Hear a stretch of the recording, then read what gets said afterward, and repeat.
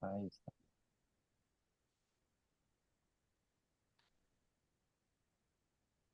Ya estamos, Gerardo, ¿no? Listo. No, espera que todavía está la grabación y luego ya la proyección en Facebook. Bienvenido, Hugo. Gracias, gracias. Buen día a todos. Un día. Buen día, Hugo.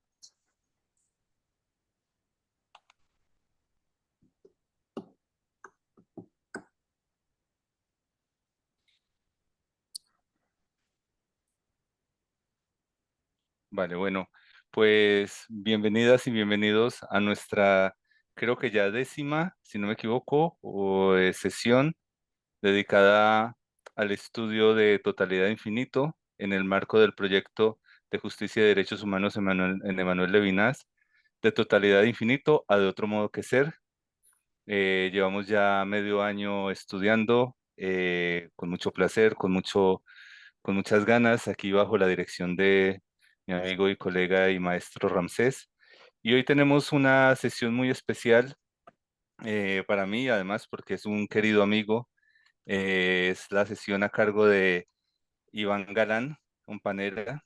Voy a hacer una breve presentación eh, para que tengamos una idea de quién es, de la importancia de lo que hace y los invito realmente a visitar su academia y cosas realmente valiosas para investigar allí. El doctor Iván Galán es doctor de filosofía de Wuppertal con una tesis llamada Generativität, Instinctivität und Faktizität, generatividad, instintividad y facticidad, bajo la dirección de Laszlo Tengel y Peter Travny. Es un tratamiento en torno a estas cuestiones, la pulsionalidad, la generatividad, la facticidad en el Husserl, sobre todo el Husserl más, en el último Husserl. Pues además de ser estudioso en Husserl, es un estudioso de Ritschl, un alumno de él, ha estudiado Deleuze, ha trabajado entre otras ramas de la filosofía, es profesor de instituto en Alemania, tiene publicaciones, bueno, es traductor, por ejemplo, del comentario de Ritschl al origen de la geometría. Iván me podrá corregir si algo me equivoco. Tradujo, ¿sí, Iván? Todo perfecto, perfecto. Ah, sí. Tradujo Sabes también más que yo.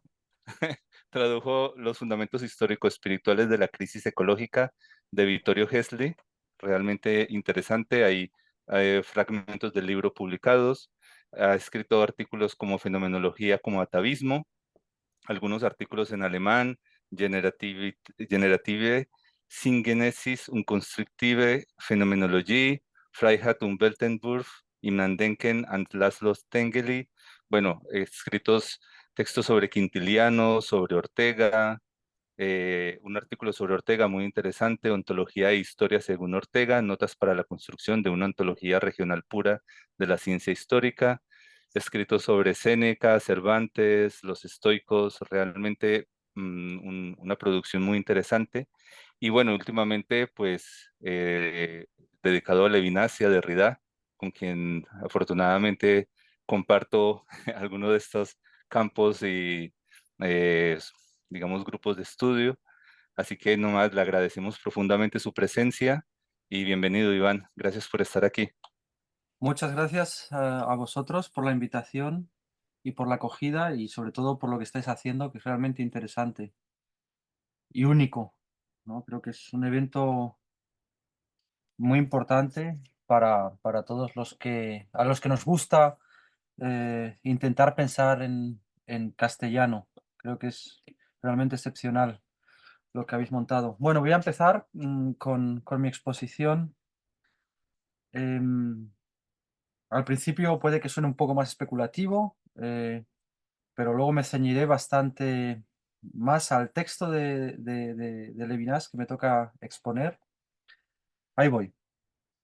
Bueno, seguramente existe toda una multitud de posibles abordajes y modos de acercamiento, aperturas y formas de dejarse afectar por la temática que nos va a ocupar. En cualquier caso, parece seguro que todos ellos conducen a una misma intuición, a saber, a la intuición de una disyunción fundamental llamada revocar el sentido de todos los conceptos que una larga tradición había establecido, el concepto de intuición incluido, pero también el de otros conceptos, como el de relación, ¿no? Algo que Levinas va a abordar muy de cerca. La intuición de esta disyunción se extiende como una hendidura o fosa de sentido por todas las páginas de la obra titulada Totalidad e infinito, ensayo sobre la exterioridad.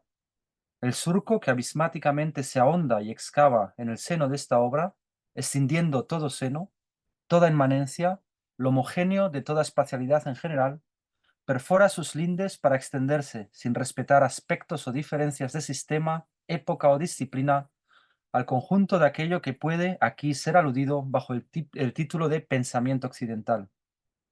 Pero esta hendidura, con y en la desautorización misma de aquello que hace periclitar, forma parte de la latitud o registro en que se anuncia un rumbo otro, el de la metafísica o la escatología mesiánica como más allá de la teoría. En cualquier caso, una suerte de dialéctica de la alteridad nos sale aquí al paso. Esto no significa que la alteridad se desprenda de la dialéctica, que se derive de la dialéctica, sino que la alteridad desprendida, esa alteridad dialéctica de la dialéctica, en sentido subjetivo y objetivo, aquello que la fisura y desequilibra para situarse más allá de ella. El fuera de dialéctica de la escatología conserva aún una cierta relación con la dialéctica cuyo sentido trasciende. Desde el punto de vista dialéctico, la alteridad que nos sale aquí al paso es postrimería filosófica, separación que necesita aún de aquello de lo cual se separa, pero desde el punto de vista de la escatología, la alteridad escatológica no es sino heterogeneidad sin medida común con la contemplación. Sea como fuere, Levinas no prescinde aquí de la filosofía. Decanta y declina en el espesor de situaciones filosóficas concretamente analizables la realidad del rostro como diferencial en fuga de la contemplación. La alteridad aparece como desgarro, hendidura, fisura hecha por un inconmensurable. Aunque legítimamente quepa preguntarse si la violencia de este desgarro, que es ya un desagarre, forma parte de la inconmensurabilidad del inconmensurable o no, la inscripción ha tenido, sin embargo, lugar. La alteridad hace signo a través de los jirones de las banderas destituidas que una tradición en repliegue ha dejado abandonadas tras de sí. La contemplación se agota y se desangra, dejando un reguero que es también un venero, fuente de inspiración y ascensión hacia una altura indisponible, cuya profundidad insondable se hace sentir en aquello que, sin captarla ni retenerla, transgrede, cual si se tratare de un eco que se complace en perpetuar su juego de resonancias en los solitarios muros de una ruina abandonada. La laceración que se posa desde la altura que el otro hiende se decanta de diversas maneras, sobre diversas roturaciones. Levinas nos da a conocer situaciones que no agotan su recorrido fenomenológico en la enjundia descriptiva que las nutre. Esta enjundia tan solo delimita el sentido de la altura que las ha de desbordar. En lo subsiguiente, intentaremos tomar nota de algunas decantaciones del rostro del otro como diferencial en fuga a partir de las situaciones filosóficas que desgarra. Aplicaremos el nombre de excedencial a todas aquellas figuras en virtud de las cuales el poder disolvente de la alteridad se hace patente sobre las estructuras de la contemplación. Una cierta analogía y una cierta dislogía o aberración se resumen en el uso de este concepto de excedencial. Si para Heidegger el existencial designa aquella estructura ontológica de la hermenéutica de la facticidad del Dasein, en que se esboza un cierto acceso al ser, el excedencial encarna el poder de disolución ontológica que produce la epifanía del rostro. El excedencial apunta hacia el rostro de una doble manera, como realidad extraperimetral en relación al ser, mas también como momento estructural suyo, a saber, como movimiento de la estructura, como aquello que la saca de sí, la desquicia, solicitándola desde afuera.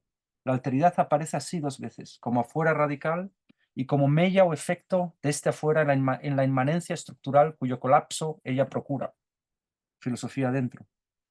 El pluralismo y la subjetividad. Este es el primer fragmento que me tocaba comentar.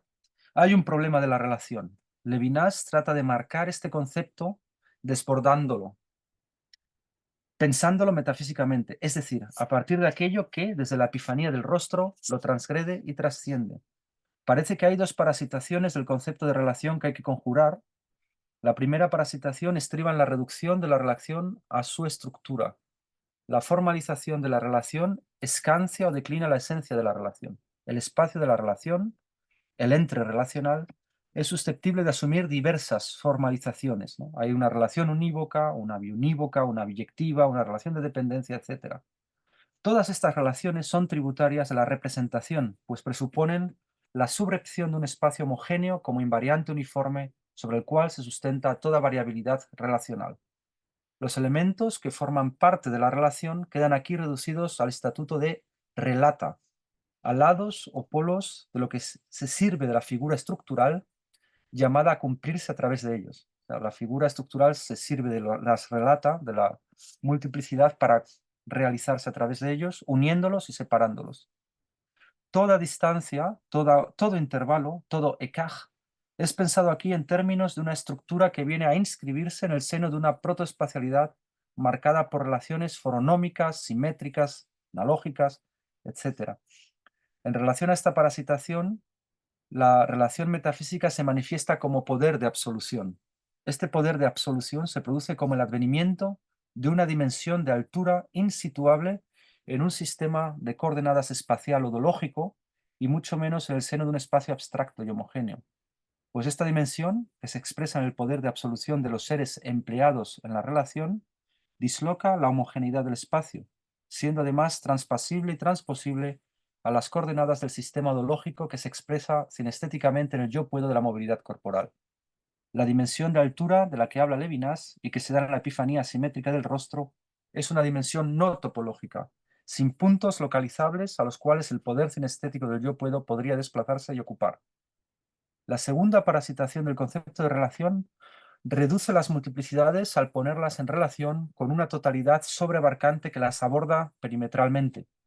Levinas discute el sentido de la subjetividad en el acto del conocimiento, que es de suyo englobante y excluyente, porque estirpa toda pluralidad en la unidad sin fisuras de la totalización. Esta última, la totalización, no se limita a envolver las multiplicidades que objetiva en el acto del conocimiento. Ella misma queda envuelta en el concepto en el que enmarca sus objetos. La contemplación se enajena en la inmovilidad impertérrita del objeto develado, queda absorbida en ella por su belleza inmarcesible. Hay una cita de Pushkin, creo que la habré pronunciado mal, Gerardo nos podrá corregir.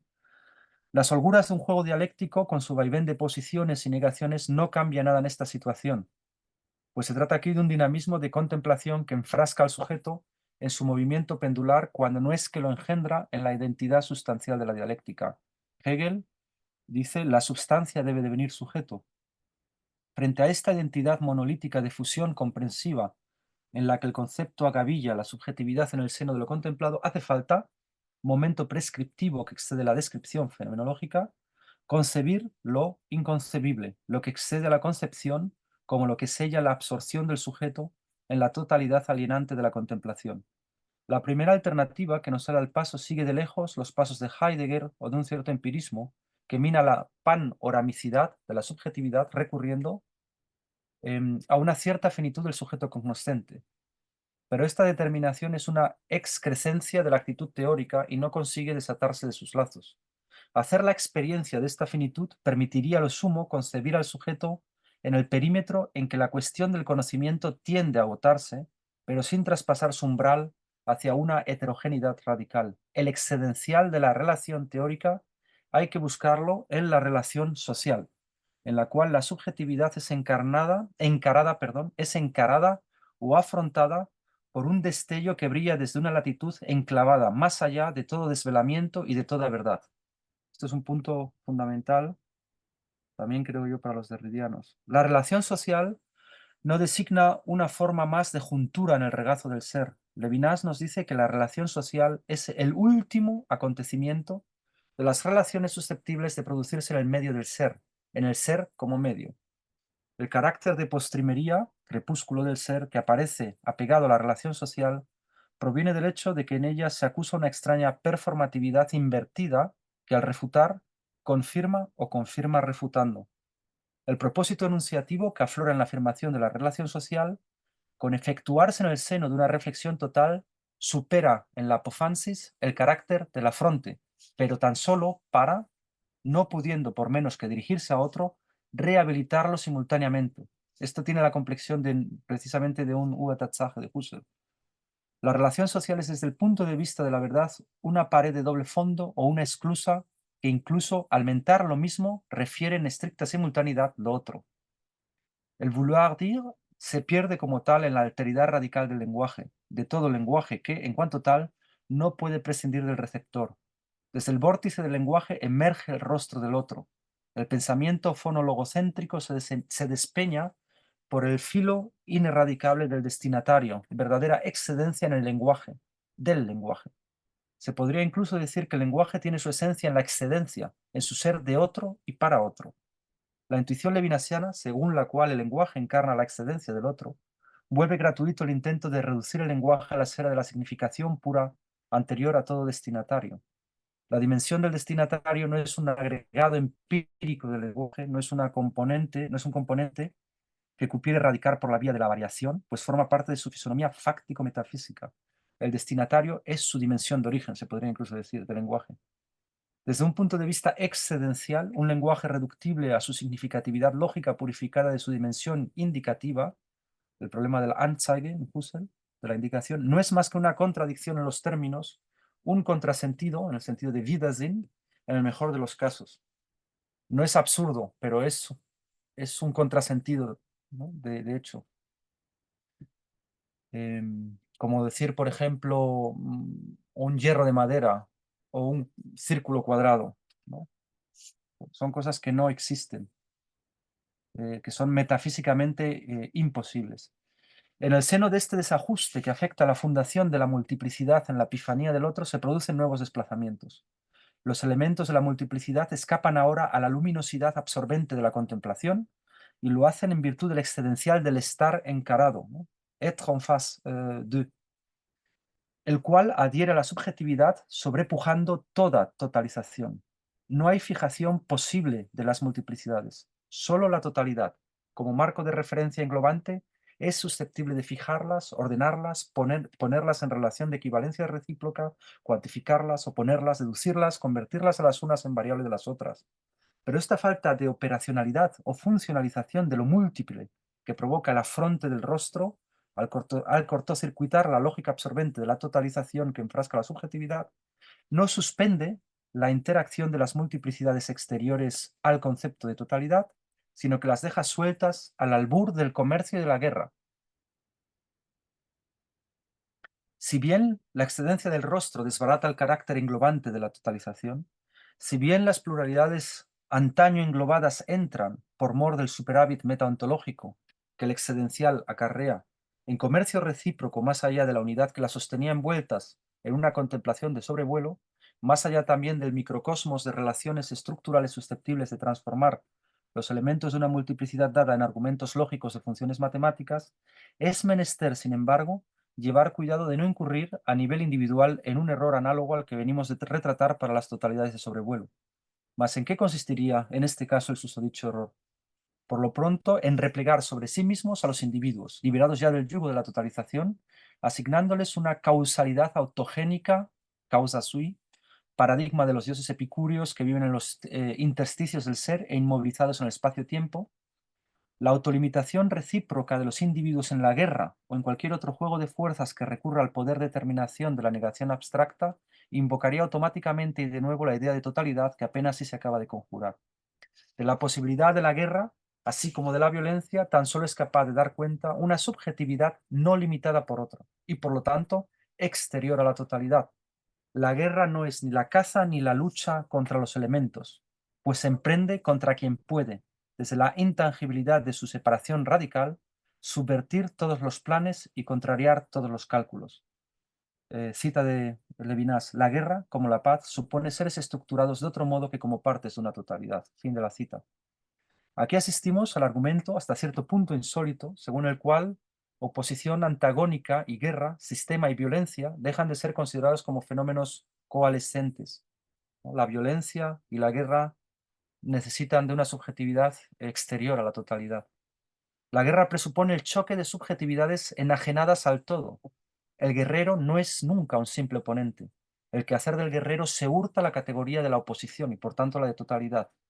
Esta última, la categoría de oposición, se deja representar como coordenada en un sistema general de yuxtaposiciones que se excluyen y limitan recíprocamente. La guerra materializa una relación entre seres exteriores a la totalidad. Otra cita de Levinas. En la guerra, los seres se niegan a pertenecer a una totalidad, rechazan la comunidad, rechazan la ley. Ninguna frontera detiene el uno en el otro y lo define. Se afirman trascendiendo la totalidad, cada uno se identifica no por su lugar en el todo, sino por su sí. Fin de la cita. La violencia bélica presenta una fisonomía peculiar que resulta de su pivotar sobre lo que Levinas denomina una contradicción viviente. La violencia solo consigue definirse en propio frente al simple concepto de trabajo si su despliegue columbra el objetivo de un ser que se caracteriza tanto por su carácter furtivo y escurridizo como por una cierta asibilidad, ¿no? Capaz de ser asibilidad, configuración propia al modo de ser del cuerpo, ¿no? Él habla de Ulises, cita ya a Ulises, un ejemplo muy, muy hermoso de Levinas, ¿no? Que no está jamás ahí donde se le toca, ¿no? La guerra implica la lucha contra un ser parcialmente dependiente y parcialmente independiente. Pero esta doble determinación, esta contradicción viviente no ha de ser comprendida conforme al paradigma de una totalidad dividida en dos partes, la parte libre, causa sui, y la parte no libre, es decir, aquella parte que se encuentra sometida a través del cuerpo a la contingencia forzosa. Se permite el oxímoron de una contingencia forzosa. De los elementos. En Levinas, el cuerpo se escapa a esta asignación entre temporal, ¿no?, a medio camino entre la presencia y la ausencia. Es un ente y un entre con la R entre paréntesis, que es un entre-ente, ¿no? Es un ente que está siempre entre la presencia y la ausencia. Yo diría, está parpadeando entre ambas, ¿no? Tiene su ser en el parpadeo mismo. Aquí se manifiesta el rasgo metafísico que vehicula la composibilidad paradójica de estos dos momentos contradictorios. Se trata de un ser que difiere la presencia, o en el que la presencia solo se hace presente de forma diferida. Aquí nos sale al paso el excedencial de la procrastinación, yo lo llamo esto así, lo he traducido el ajournement como procrastinación, que significa precisamente ajourner, ¿no? Desplazar, poner para el día siguiente, procrastinación. En este contexto es pertinente distinguir otro momento excedencial suplementario junto al momento de la procrastinación, aunque este venga supeditado al de la procrastinación, que es lo que yo llamo aquí la oblación.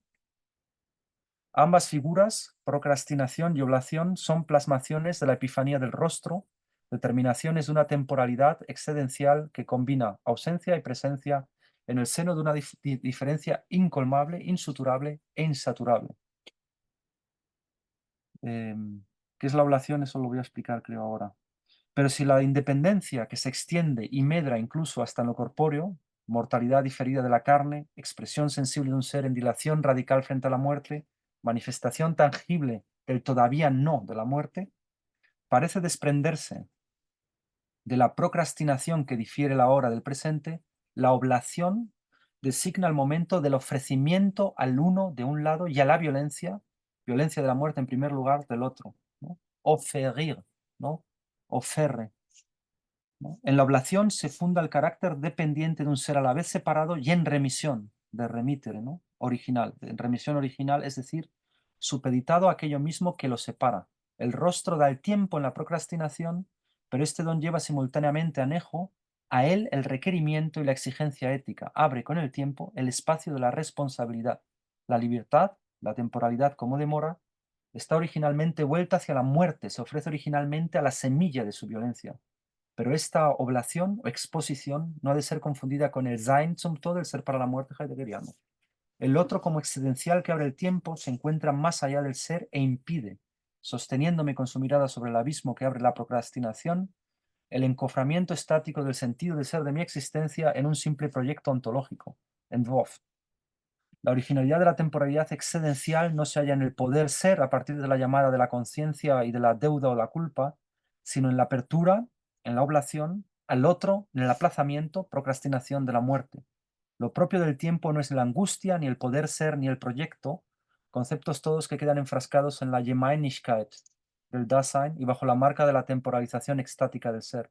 Lo propio del tiempo radica en el hecho de que la existencia está originalmente retardada, dada en retardo en el para sí de una separación que, sin embargo, queda radicalmente abierta la relación que lo retarda, aquello que lo retarda, ¿no? Por la epifanía de un rostro que en la procrastinación transgrede y trasciende todos los conceptos de la analítica existencial. Los existenciales se nos transforman en excedenciales. Veremos traición, fidelidad de la voluntad, la apología, la paciencia, etcétera, ¿no? Son dos momentos transgresivos en relación a los existenciales heideggerianos y que yo llamo aquí excedenciales. La subjetividad lleva la marca o la impronta de la alteridad en su ser. El infinito, en el que se espeja al sentir el vértigo de su libertad, no proviene de sí, no es un remanente suyo, no es su yo, es el reflejo que la alteridad, verticalidad indisponible, altura inasequible a la horizontalidad de una perspectiva, proyecta en las entrañas de su más profunda intimidad. La subjetividad es la portadora de esta diferencia, diferencia que sin embargo ella no hace, sino que padece como un don exterior, como la irrupción de una llegada que disparata los registros de toda espera, que inaugura en su advenencia la dimensión y el sentido de la acogida. Llegada que regala la morada a quien acoge. La morada se desprende aquí de la morosidad que al llegar inaugura la temporalidad, sin plegarse al decurso de la hospitalidad. Hay aquí una raíz común, morosidad, morada, moralidad, ¿no? La raíz indoeuropea smer, lapso, demora, retraso, impedimento, pero también memoria, recuerdo y martirio, en el sentido de dar testimonio, así como mérito, destino, sino o hado. Fatum. Curiosamente, esto lo escribí antes de llegar a la parte donde Levinas mismo habla del fatum, ¿no? En el último, en el fatum, habla un pasado trascendental más pretérito que todo recuerdo, pasado que además coincide o se cruza con un futuro trascendental radicalmente inmaduro, configurando las dimensiones verticales del tiempo como efecto intempestivo de la llegada del otro Moira, del otro en diferencia respecto a todo presente centrado en torno a una vivencia entendida en el sentido clásico husserliano del término. La dimensión destinal del otro abre el tiempo como morada, procrastinación y jornalía, ajournement. La acogida del rostro no se cifra en la hospitalidad de un espacio predispuesto, sino que regala o acerca die Entfernung, el alejamiento o desalejamiento, la morosidad y la moralidad de la subjetividad que recibe a otro, recibiendo así su parte de tiempo, de memoria, en la estadía en el ser contra la muerte. El comercio, la relación histórica y el rostro. Aquí hay como una especie de primado aristotélico del ergon sobre la energía, de la obra sobre el trabajo. Voy a darle aquí un lingotazo a la Pilsner. Dicen que el agua estropea los caminos o algo así. A ver, va. La interioridad no asegura la estabilidad del ser separado. La voluntad no apunta tanto a la libertad, en tanto que indeterminación absoluta de una sustancia independiente causa sui, como la libertad incoativa de un ser dotado de una interioridad inasequible al afuera. El epicureísmo, dice Levinas, vive de esta intuición. Pero en la voluntad libre no deja de ser una apariencia. Por la obra, que se separa tanto de la interioridad que la incuba, como de la acción libre de la voluntad, que la hace prácticamente posible, se produce una primera alienación, una primera exposición de la voluntad a la alteridad. Voy a citar aquí a Levinas. Toda voluntad se separa de su obra. El movimiento propio del acto consiste en terminar en lo desconocido, en no poder medir todas sus consecuencias. Lo desconocido no resulta de una ignorancia de hecho. Lo desconocido, en lo que desemboca el acto, se resiste a todo conocimiento, no se coloca en la luz porque designa el sentido que recibe la obra a partir del otro. El otro me puede desposeer de mi obra, tomarla o comprarla y dirigir así mi comportamiento mismo. Me expongo a la instigación. La obra se pone bajo la tutela de esta Singebung, donación de sentido extraña, desde su origen en mí. Termina la cita. Aquí hay como una diástasis que desapropia el fruto del trabajo en el instante mismo en el que la voluntad se dispone a incorporárselo. Es como si toda apropiación no fuese sino simulación de apropiación. En toda apropiación hay desapropiación. Hay un superávit sobre toda abolición y una dimensión de enajenación originaria en toda praxis. Consiste en la subtracción de la obra y en la seducción de la voluntad. Seducere, ¿no? Poner aparte, separar. Privar al existente de su separación extratotalitaria para introducirlo en la lógica de la totalidad englobante. El peligro de simetrización es consustancial a toda economía. Yo y el otro podemos devenir intercambiables, reductibles a un coeficiente en el que se exprime una determinada cantidad de fuerza de trabajo. Aquí se torna sensible toda la distancia que existe entre la trascendencia de la voluntad y la trascendencia de la expresión. En esta última, el ser que se exprime sí que asiste personalmente a la expresión. No hay espacio para la plasticidad de la forma y la atestación plástica del autor ausente a través de la obra en presencia. Aquí aparece la idea del fatum. Levinas mismo lo cita. La plasticidad... Uy, el gato que me acaba de clavar las uñas. Fuera. La plasticidad designa para Levinas, utiliza la palabra plasticidad, designa para Levinas la resaca o retirada de la voluntad de su obra. La voluntad no coincide con el poder, o no existe un poder de voluntad que no termine en la traición de su potestad sobre la obra en que se objetiva y materializa. La plasticidad se constituye en el filo de esta deserción de la obra del trabajo que la canaliza. La actividad del historiador, la economía y el psicoanálisis representan actividades que crecen sobre el abono de la forma plástica y de la Zingebung que les aneja. La unidad de sentido práctico, cifrada en la intención volitiva, se rompe en la holgura axiológica que emerge en la plasticidad de la forma, difractando en todo un enjambre de valoraciones posibles que ya no dependen de la matriz volitiva que la alumbró. Historia. La plasticidad es el origen de la historia. No hay historia de la interioridad, dice Levinas, ni historia sin obras. La voluntad queda atrapada en una red de valoraciones que no ha querido. En el caso extremo de la muerte, la voluntad se transforma en una cosa para otra voluntad, la voluntad del historiador. La tradicionalidad es siempre traicionalidad, ¿no? Psicoanálisis. ¿Cómo entender el síntoma? Quizá como la horadación plástica de la voluntad, historializada por el otro en mí, el gran otro. En Levinas no es fácil distinguir entre el otro y el otro, entre el genio maligno, el gran otro, cuya suprema plasticidad se da como ilusión de expresividad, simulacro de rostro, y el otro encarnado en el rostro. Esa diferencia es difícil de hacer en Levinas. Con todo, para Levinas parece no haber una distancia insalvable entre historia y psicoanálisis. Toda vez que toda obra tiene algo de un acto fallido, en él la voluntad escapa a la voluntad, y puesto que incluso lo absurdo tiene un sentido para alguien, historia y psicoanálisis se fertilizan a distancia como prácticas plásticas, como prácticas que reobran sobre otras prácticas que hacen obra de las obras y de las voluntades que las hicieron, aquellas obras. El psiquiatra irradia en el historiador y el historiador en el psiquiatra. También aquí hay un sitio para la violencia. La violencia respeta la voluntad, sabe que se la saca con una trascendencia, pero también la doblega. El cuerpo aporta el lado ásil de asir, el lado ásil de coger. El lado ásil de la voluntad es el cuerpo. El oro y el acero atentan contra la voluntad y la violan en la seducción que ejerce el primero y el peligro que implica el segundo, es decir, el hierro.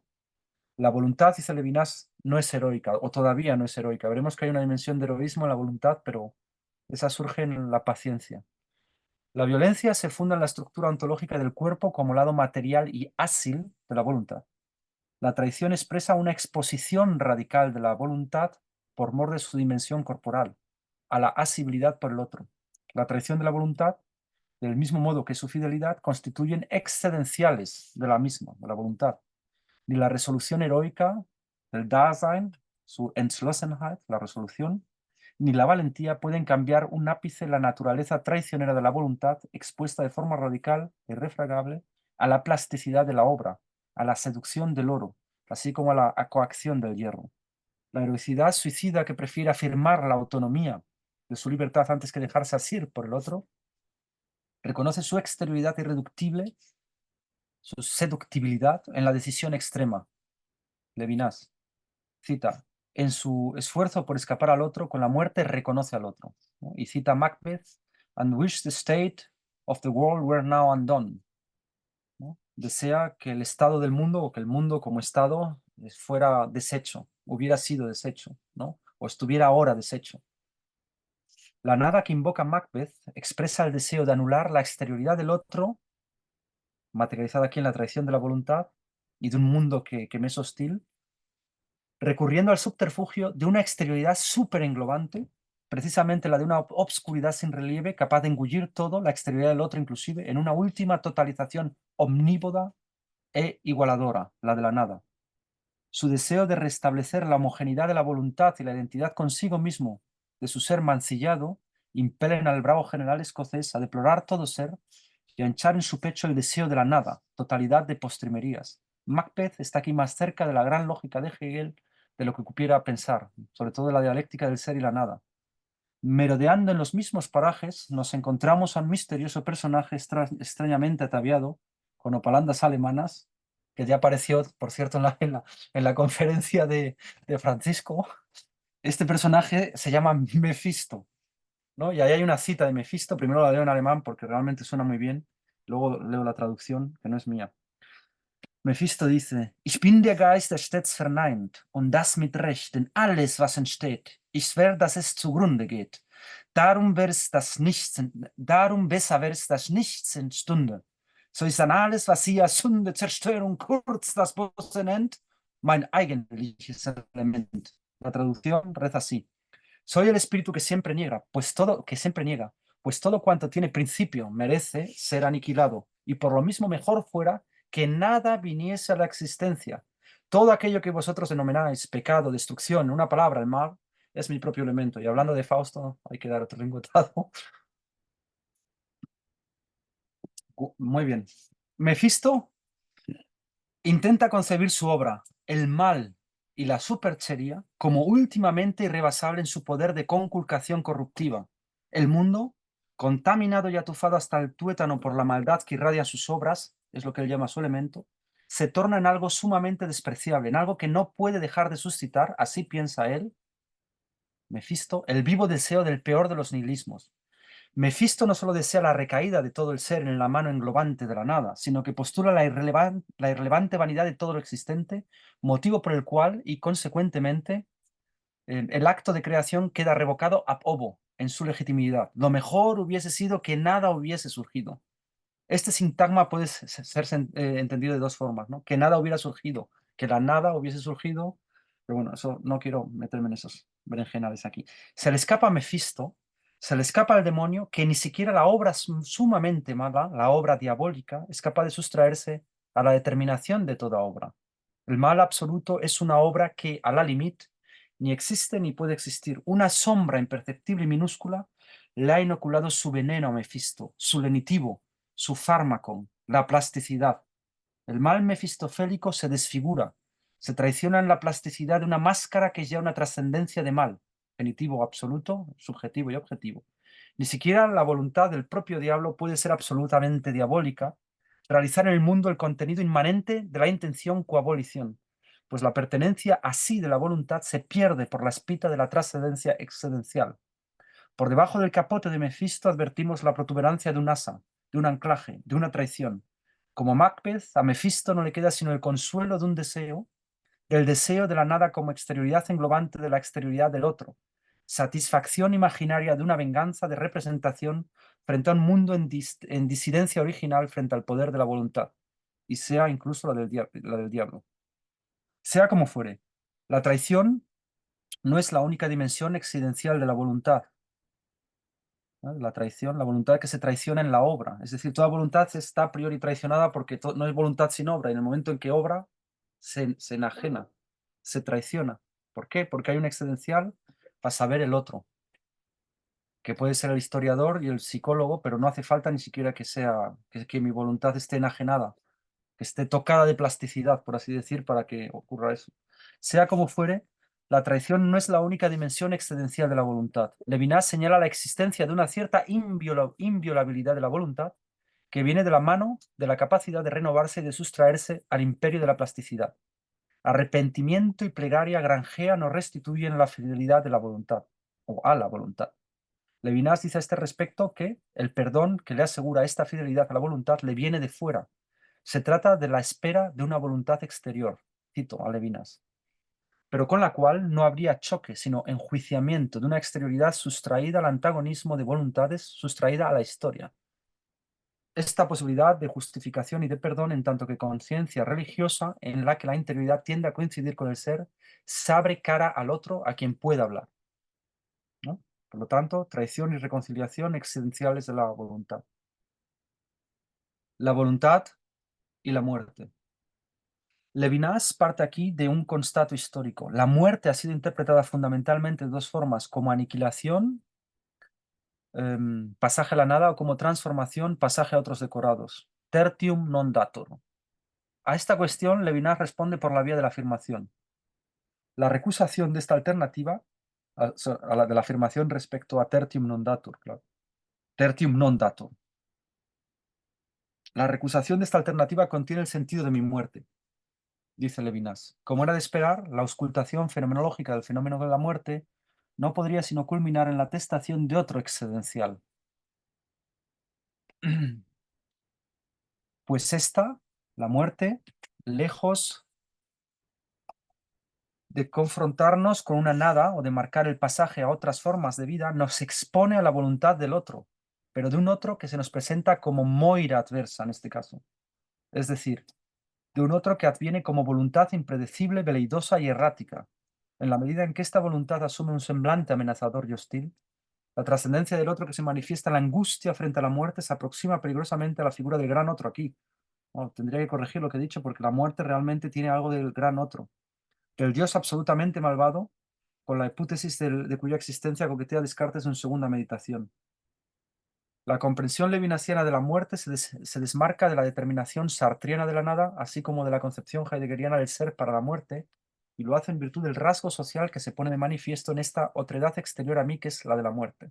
Y ello a pesar de que la voluntad que se opone a mí, en su apremiar, muestra un carácter avieso y astuto propio de una voluntad tan malévola como arcana, y de la que solo me cabe saber que se complace en complotar contra la integridad de mi vida. Citamos a Levinas. Una situación social persiste en la amenaza. No zozobra en la angustia que la transformaría en aniquilación de la nada. En el ser para la muerte del miedo no estoy frente a la nada, sino frente a quien está contra mí, como si el asesinato, más que una de las ocasiones del morir, no se separase de la esencia de la muerte, como si el acercamiento de la muerte siguiera siendo una de las modalidades de la relación con el otro. Esto es muy nuevo, relación a Heidegger. La violencia de la muerte amenaza como una tiranía, procedente de una voluntad extraña. La exterioridad de esta voluntad me pone en relación con una alteridad que no se deja ni neutralizar ni amortiguar. Es tan completamente ineluctable como inescrutable. Ni su inmanencia ni su proximidad dan pie a elucidación alguna. Levinas repite como un mantra eso de ultima latet. El otro que se haya emboscado tras la Grundstimmung de la angustia que provoca la amenaza, la amenazadora inminencia de esa posibilidad imposible que consiste la muerte, entre paréntesis escribo que la muerte no es composible ni figurable, sino que salta hacia mí desde una fuera que yo no puedo ocupar, haciendo la angustia tanto más opresiva, dándole así su sabor definitivo de asesinato nocturno y alevoso, que me arroja una pasividad e indefensión totales, no cuantificables. Este otro, digo, brilla desde el fondo de una inminencia que jamás ha cesado de comenzar a aproximarse con la lacerante rutilancia de un puñal en la noche homicida. Perdonad las metáforas. Esta alteridad o dimensión intersubjetiva que subtiende mi experiencia fenológica de la muerte y le da toda su profundidad insondable, nos permite desmarcar de una vez por todas la muerte excedencial que pone al frente la comprensión levinasiana de su análogo existencial. La angustia me pone en relación con el otro ominoso y homicida que se atrinchera más allá de la muerte para atentar contra mi vida. Si bien esta puesta en relación tiene lugar más allá de toda horizontalidad y perspectividad escorzable, paradigma de la simetría irreductible a toda experiencia y sistema intencional de la evidencia, no asfixia mi voluntad en el miedo fóbico y paralizante propio a una experiencia traumática.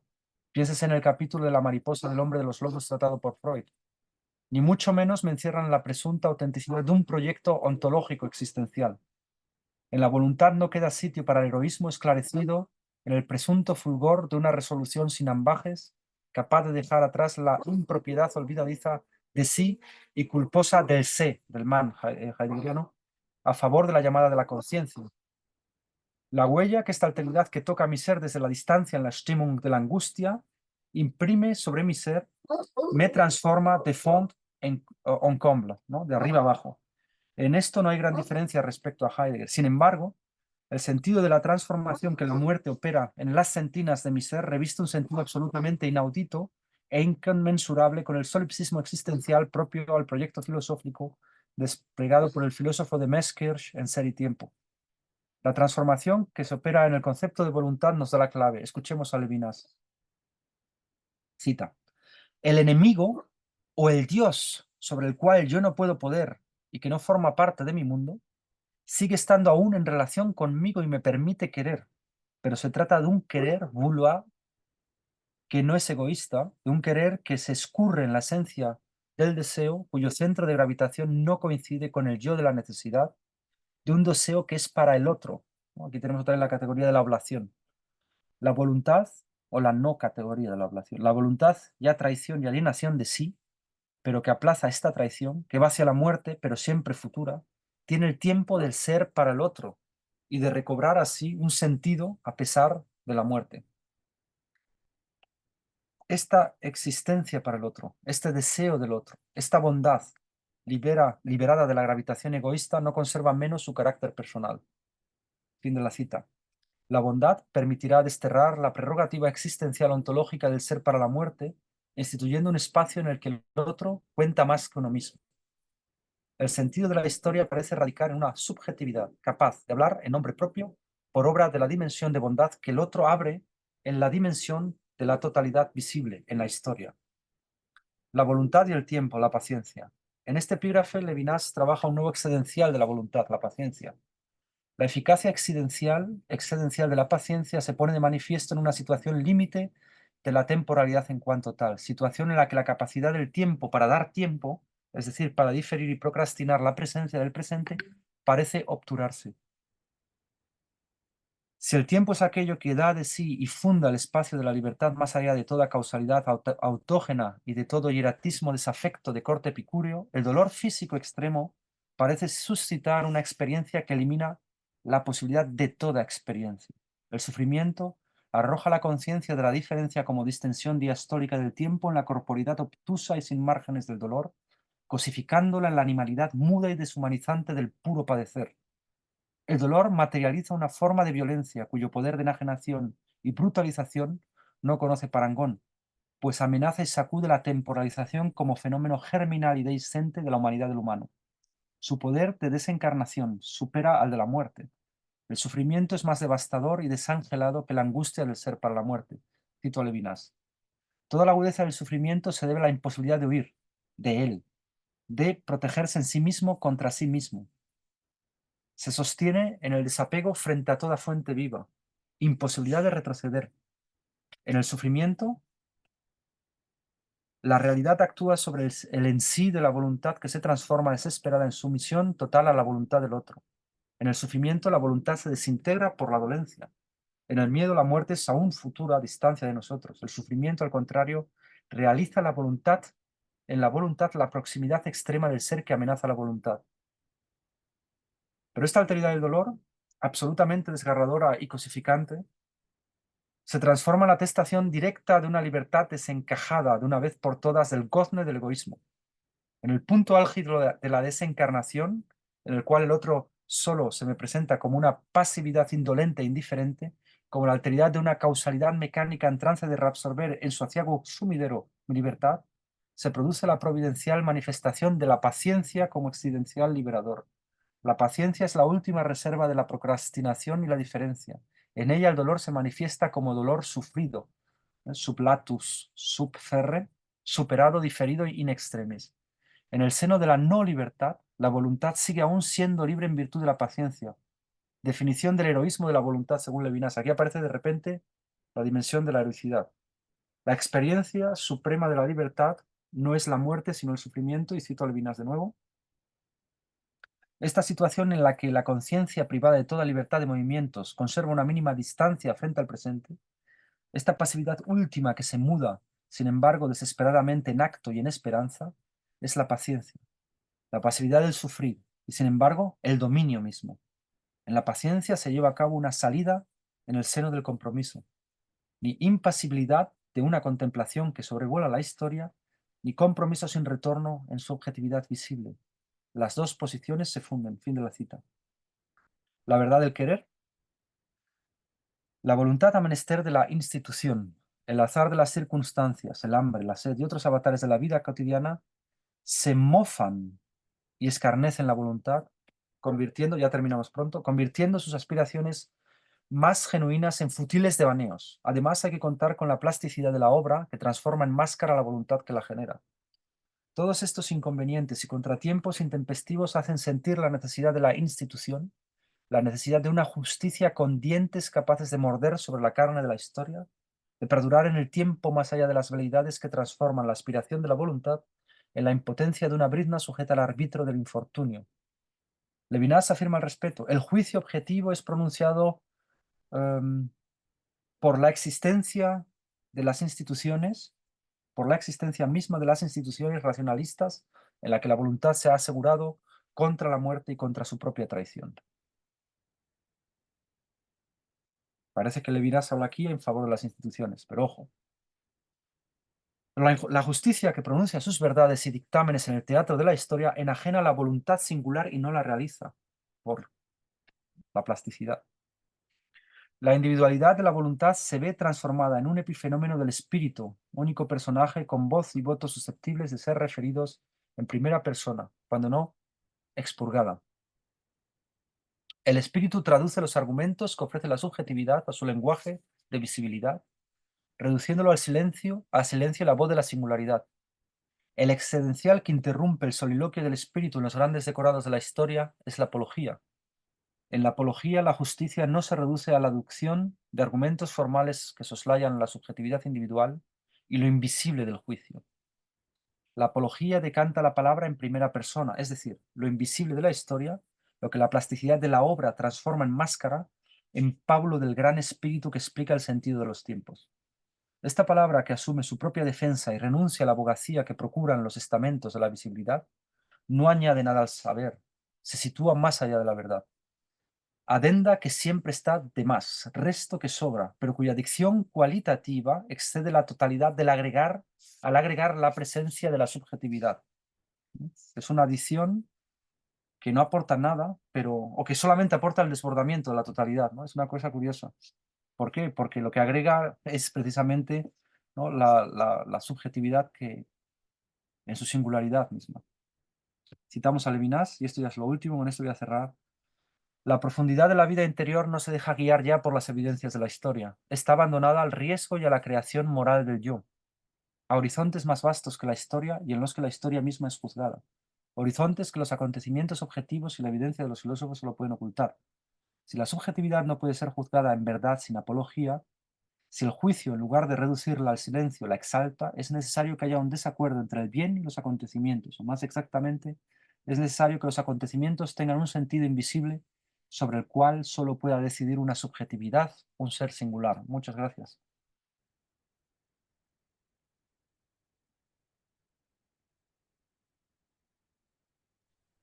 No, muchas gracias a ti, muchísimas gracias a ti por semejante conferencia tan llena de poética también, poética filosófica. Bueno, pues obviamente abrimos para las preguntas, si quieren preguntar, comentar, proponer, preguntar cuestiones por aclarar a Iván, con toda libertad. Adelante. Igual damos un momento para construir las preguntas, si quieren, Más que preguntas, por favor, observaciones, ¿no? también. Aquí estoy rodeado de puro experto.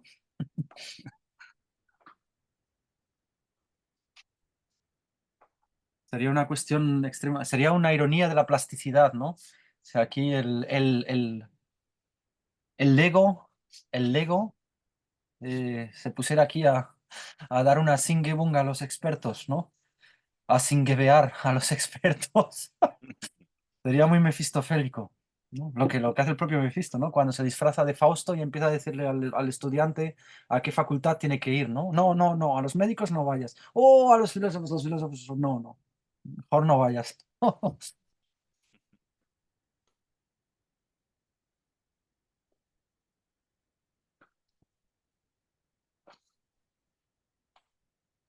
Yo necesito abrir la puerta, tardo 1 minuto, 2 minutos en regresar. Claro, adelante, no te preocupes. Pues, Hugo, adelante.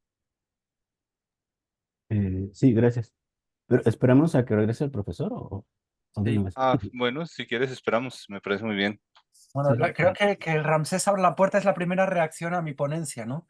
Es la renuncia a la hospitalidad que da. Está Abrir abriendo la la puerta. puerta a nadie.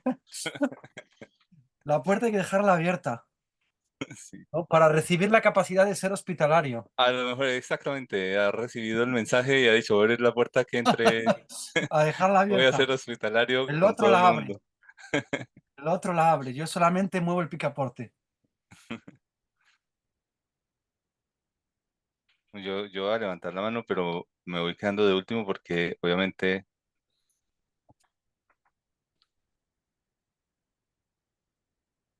también yo creo que como nos están escuchando en Facebook, si quieren escribir en Facebook preguntas, pues adelante. Una pregunta, ¿en qué página de Facebook se transmite verdad? Estaba viendo ahorita Sí, que... en el FEP, en el FEP. Mm, a ¿Qué es ver, FEP? te lo voy a pasar ahora mismo por el chat y así lo Ah, bueno, tienes ahí, ¿vale?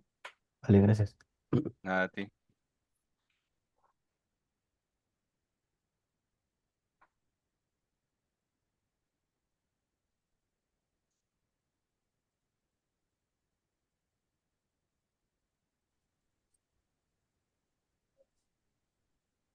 Ahí creo que alguien escribió en el chat. Mira, ya está de vuelta Ramsés, así que adelante, Hugo. Ah, ya, ok, gracias. Gracias para lo del chat también. Gracias, Este, Gerardo. bueno, voy a intentar articular una pregunta coherente porque Levinas siempre ha sido muy complejo y la exposición que dio usted, profesor, la verdad es muy rica en cuanto a contenido, como que abordó muchos perfiles. Y bueno, mi pregunta va a ser voy a intentar hacerla un poco en el ámbito fenomenológico, aprovechando que usted es conocedor del tema. Eh, y va en este sentido. Tiene que ver con la relación entre la temporalidad husserliana y la manera en la que Levinas la retoma. Porque pareciera que dentro de la obra de Levinas hay muchas referencias y remisiones a la manera en la que Husserl expone y desarrolla el tiempo. Y bueno, hay muchas vertientes ahí, pero solo me gustaría centrarme en la relativa al presente viviente. Entonces, muchas veces Levinas usa metáforas como que la relación con el otro es irrepresentable, es decir, es irreductible a la representación. Esto significa que no puede ser traída al presente otra vez, ¿no? Que es el lugar primero, si entiendo bien, donde ocurre toda síntesis, es decir, es el lugar primero donde se configura todo sentido. Entonces, cuando Levinas hace este tipo de referencias que dice que la relación con el otro es lo irrepresentable, es una representación, bueno, una referencia a esto, me parece. También cuando dice, por ejemplo, que el otro pertenece a un pasado inmemorial, es otra referencia al tiempo, ¿no? Como que el otro es el que escapa a la síntesis de la memoria y a la configuración de sentido, pues, que surgen en el presente viviente, ¿no? Entonces, mi pregunta es, desde su perspectiva, que es conocedor de Husserl y de Levinas, estas dos concepciones de temporalidad eh, podrían a nosotros que ya estudiamos a Husserl y a Levinas desde un tiempo distinto, desde un contexto académico distinto, podría ayudarnos a reconfigurar una comprensión de la manera en la que funciona la conciencia, porque me parece que para Husserl eh, el análisis intencional es primordial, es decir, toda la conciencia es intencional y por lo tanto, eh, todo su análisis y todo su examen se remite a la comprensión de las estructuras noético-noemáticas, es decir, comprender estas estructuras en su amplitud y su horizonte, digamos, abigarrado, corresponde a la manera en la que podemos comprender la conciencia. Y Levinas, por su parte, parece estarnos diciendo que eso no es suficiente, sino que aparte de las estructuras y el examen de las correlaciones noético-noemáticas, tenemos que remontarnos a lo que hay alrededor, digamos, a ese excedente de síntesis. Entonces pareciera que a partir de las dos propuestas, nosotros estaríamos como habilitados para proponer una comprensión acaso más completa de las estructuras de la conciencia. Bueno, esa sería una pregunta. Y para llevarlo un poco más al campo de Levinas, este, a mí me llama la atención que en esta, digamos, hipotética ampliación de la comprensión de la conciencia, Levinas prepondera un matiz ético. Es decir, en esta comprensión, lo que hay más allá de las estructuras de las relaciones no ético-nomáticas es que eso que excede es siempre la presencia de una alteridad, que es como una especie, quizá no es la palabra, pero pareciera agresiva, disruptora, que llega que llega de tal manera que es capaz de romper con el mundo a nuestra disposición. Y bueno, y al final pareciera que la conciencia de todos estos momentos nos permiten comprender una estructura de la subjetividad que es dinámica, que de alguna manera pasa a la síntesis que configuran el mundo y de pronto pasa a los momentos de la alteridad que rompen ese mundo. Pareciera que la subjetividad de Levinas tiene un pie en el mundo dado, en el mundo consentido y configurado a partir de síntesis, y tiene otro pie en el excedente. Y esos dos momentos son los que configuran la vida subjetiva de Levinas. Pero es tan complejo que yo creo que el recurso que él encuentra es exponer fenomenológicamente estas excedencias a través de tensiones semánticas, a través de metáforas, a través de una especie de lenguaje que incluso puede ser literario a veces, ¿no? Y bueno, esos serían mis comentarios y mis preguntas, profesor. Espero haberlos articulado medianamente con coherencia. Maravillosamente, Gracias. excepcional, grandísima, más que una pregunta, yo creo que es una reflexión completamente abigarrada, cerrada, coherente, excepcional, casi eh, que una tesis en, eh, expuesta en 5 minutos. Eh,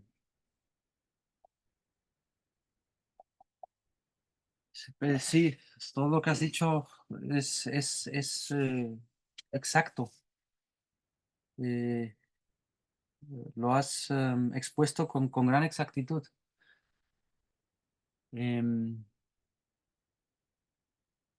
Se podría incluso decir que la estructura clásica de la temporalidad inmanente, tal y como Husserl la expresa, se corresponde con una cierta, o acarrea, más que se corresponde, acarrea una cierta estructura reflexiva, ¿no? Es una especie de estructura reflexiva que intenta capturar en su matriz de reflexividad aquello que difiere, ¿no?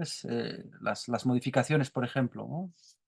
Las modificaciones, la protección y la retención como modificaciones incluidas ya en la presencia, que es algo muy potente de Husserl, de la cual todo el mundo saca, no, es algo muy potente ya, ¿no? El pensar que el presente es radicalmente modificado, es algo que él, conclusión que extrae en los Bernauer Manuscripte, pero que ya algunos detectan incluso en las lecciones del tiempo interno, como Derrida, que hay algo de la que la no donación está implicada ya en la donación.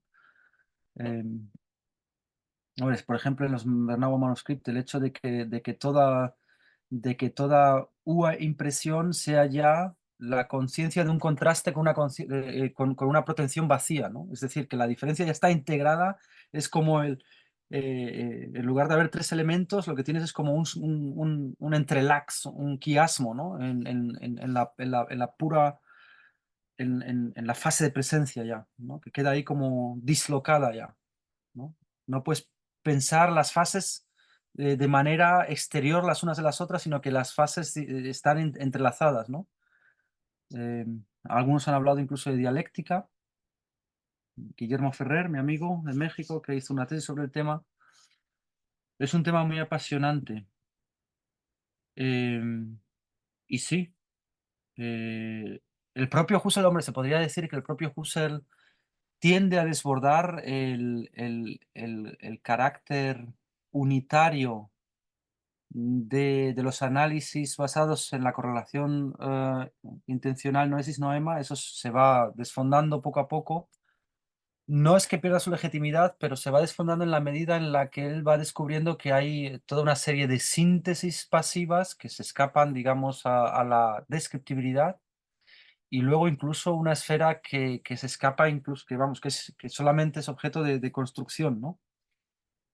Los manuscritos C, por ejemplo, ¿no? Vorzeitlich, él dice pretemporal, preegológica, o sea, ahí son cosas muy vertiginosas que descubre el propio Husserl, intencionalidades ya incluso en las propias lecciones, ¿no? Hay intencionalidades no objetivantes, ¿no? ¿Qué significa eso? ¿En qué consiste eso? Una intencionalidad no objetivante. Pero incluso en el caso de que así sea, yo no iría de la mano con todos aquellos husserlianos ortodoxos que ante toda alternativa que venga de fuera oponen pero es que en Husserl ya estaba, ¿no? Yo soy partidario más bien de una lectura de la historia que el propio Husserl pone en marcha hacia el final de la crisis, en un manuscrito donde él dice que toda historia es un acto poético, ¿no? Llega un momento que uno no sabe si esas cosas que se van descubriendo en Husserl no son fruto del aumento levinasiano, derridiano, merleau-pontiniano. Es decir, que el en sí de la intención, ¿no? De la voluntad husserliana queda alterado por la enajenación en la obra ¿no? Por la plasticidad misma, ¿no? Porque ha habido un Levinas, porque ha habido un Derrida. Entonces uno puede profundizar el sentido inmanente a los textos husserlianos gracias a la obra posterior. Eso yo estoy convencido. Y pasar al segundo momento, en lo que se llama la filología generativa de Husserl, que fue el tema de investigación de mi tesis, ahí digamos que ya de entrada, por ejemplo, el tema de la individuación, ¿no? Y de la intencionalidad pulsional, antes de que se haya configurado digamos, la esfera egológica inmanente, donde se realiza una especie de temporalización ya en presencia, hay toda, toda una acción previa de lo que Husserl llama intencionalidades pulsionales que están actuando ahí, sobre el feto incluso, ¿no? Que cuando Husserl dice, ya está el mundo, es parte del conexo, o sea, que hay una especie de tiempo que precede, ¿no? Hay un tiempo del otro, que es un tiempo histórico, pero no histórico en el sentido levinasiano, no del espíritu, sino que es un tiempo intermonádico, es el tiempo del otro, el tiempo de la madre, pero no solo el tiempo de la madre, que hace posible la constitución de la estructura reflexiva del tiempo ecológico. Y eso es acojonante. Lo que quiere decir que visto en perspectiva, en régimen progresivo y no regresivo, quiere decir que todos los análisis constitutivos estáticos y genéticos de Husserl hay que leerlos en clave de recodificación ya de una constitución que es previa, que no es asequible a la regresión y sin embargo la hace posible. Es decir, que de alguna manera la progresión, aunque metódicamente suceda a la regresión, la ha precedido en el registro metafísico de la facticidad original, lo que Husserl llama la Urtatsächlichkeit. Entre ellos pues está la historicidad, la intersubjetividad, el mundo, etcétera, ¿no? Todo eso son hechos metafísicos que preceden toda intencionalidad. Por ejemplo, toda intencionalidad se mueve ya dentro de un horizonte histórico que la ha precedido, ¿no? No hay una constitución de lo histórico. La historia no es un objeto intencional, es solo en segunda derivada, lo puedo reobjetivar, pero yo estoy reobjetivando lo atávico, un atavismo que ya ha precedido, es decir, la constitución ya no está en sincronía de validez respecto, no explica todo el objeto, lo ilumina parcialmente, pero lo que estás iluminando ahí es ya de entrada algo que está realmente excedido por todos los costados. Y todo eso, toda esa dimensión de Husserl que está por ahí desperdigada, pues es algo que se abre de entrada al diálogo con Levinas. El tema ético está también en Husserl, algunos lo sabrán. Hay artículos donde él habla de Dios, ¿no? Y de la pulsión esta que atraviesa la historia sin determinarla, que es pura normatividad en el fondo, eso que es lo que él llama lo divino, ¿no? Das Göttliche, eso mismo, ¿eso qué es? Es una especie de alteridad extraña que está apelando, es lo que el último en términos es lo más importante para Husserl, porque es precisamente eso, aquello por lo cual él se hace filósofo. Se hace filósofo porque él cree que hay algo, no puedo vivir sin claridad, decía en esa carta de 1907, ¿no? En las depresiones, no puedo. ¿Por qué? Porque él está interpelado a fondo por esa especie de ethos que no se figura, no está figurado quizás de manera, ¿no? En el rostro ni nada de eso, ¿no? Pero sin embargo la dimensión práctica ética de toda la teoría husserliana está de entrada desde el principio hasta el final, como en Fichte, ¿no? Fichte, Husserl, Levinas, yo creo que forman una especie de trenza, ¿no? Lo que pasa que, claro, los dos primeros están mucho más ahincados en el seno de la tradición filosófica, mientras que Levinas, pues, de entrada alguien que postula ese jaque, ¿no? Ese jaque mate a la tradición, ¿no? Desde esa alteridad, ¿no? Es un tema que a mí me interesa mucho, que con eso empecé la exposición, ¿no? Donde el fuera de dialéctica, ¿qué es ese fuera de dialéctica? ¿No? El fuera de dialéctica tiene relación con la dialéctica. Tiene alguna relación con la dialéctica si englobamos bajo el término dialéctica toda la filosofía, ¿no? Llámalo multiléctica o como se quiera, ¿no? Pero oh, no lo he explicado ni la mitad de bien que tú, pero bueno, sirve como momento, como nota polifónica, ¿no? Como nota que me atrevo a insuflar aquí en el debate. Muchas gracias. Hugo tenía una pregunta. Adelante, Hugo. Continúa. Sí, sí, gracias, profesor. No, la verdad es muy, muy rico lo que comenta. Bueno, y es más bien una como pregunta, inquietud, aprovechando que usted eh, ha tenido contacto con los manuscritos de Husserliana. Esto que comenta de la metafísica, que precede a toda intencionalidad como la historicidad y otros, eh, m- eh, la pregunta concreta, ¿en qué tomo de Husserliana viene y si hay alguna No, traducción a de los otros? publicados en el tercer volumen de la intersubjetividad, Ah, ok. en el tomo 42 hay varias cosas también. En el tomo 42 es que ahí hay problemas, ¿no? De edición, yo creo. Ajá. Personalmente creo que hay cosas que se publicaron en ese tercer tomo que tienen que ver con los problemas de la Constitución original, que son de intersubjetividad, pero que están que están en sintonía con lo que se publicó sobre, porque también viene la intencionalidad pulsional, ¿no? Con el que se ha publicado en el volumen 42 y con los manuscritos C. Esas tres cosas, el tercer tomo de la intersubjetividad, que es el 15, el 42, y los C manuscript se pueden leer juntos, deberían leerse juntos porque son de la misma época y están comunicando esos textos. Y también en algunos algunas cosas sobre historicidad fundamentales, creo, no sé si es 38, 39 o 37, el texto este sobre Lebenswelt. Puede ser el 39 o no te lo puedo decir de memoria, pero es un picharraco de estos también que No, salió no hace. es el 41, el Sur Lebenswelt. Puede ser, puede ser. Lo puedo mirar aquí. Ahí sí que ya no estoy ya. mm, Lo tengo por aquí. La Husserliana.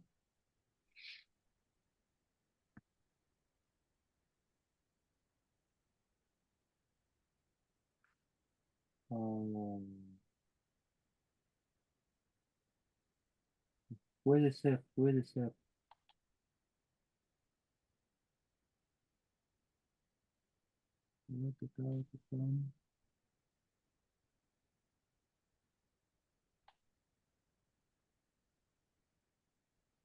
Yo creo que puede ser, a ver, tengo aquí la 39, me he encontrado aquí de mi entrada. A ver si es esto. Yo tengo aquí que el 38 es Wahrnehmung und El 39, Aufmerksamkeit. el El 39, lo tengo. 38 de Lebenswelt, de Lebenswelt. El 39, eso es el 39. Ahí. Ok, Die gracias. Lebenswelt, Auslegungen der vorgegebenen Welt und ihrer Constitución. Lo que es algo así como explicaciones sobre la predonación del mundo y de su constitución. Ok, gracias, profesor. Y bueno, hay otra pregunta, como eh, estas experiencias metafísicas que exceden toda intencionalidad, eh, me imagino que tienen que ver algo con fenomenología constructiva, Sí, en el desde sentido en el luego. que no, o sea, no hay una intuición directa, sino que yo tengo como No. que implicar este tipo de experiencias que exceden las síntesis intencionales, ¿no?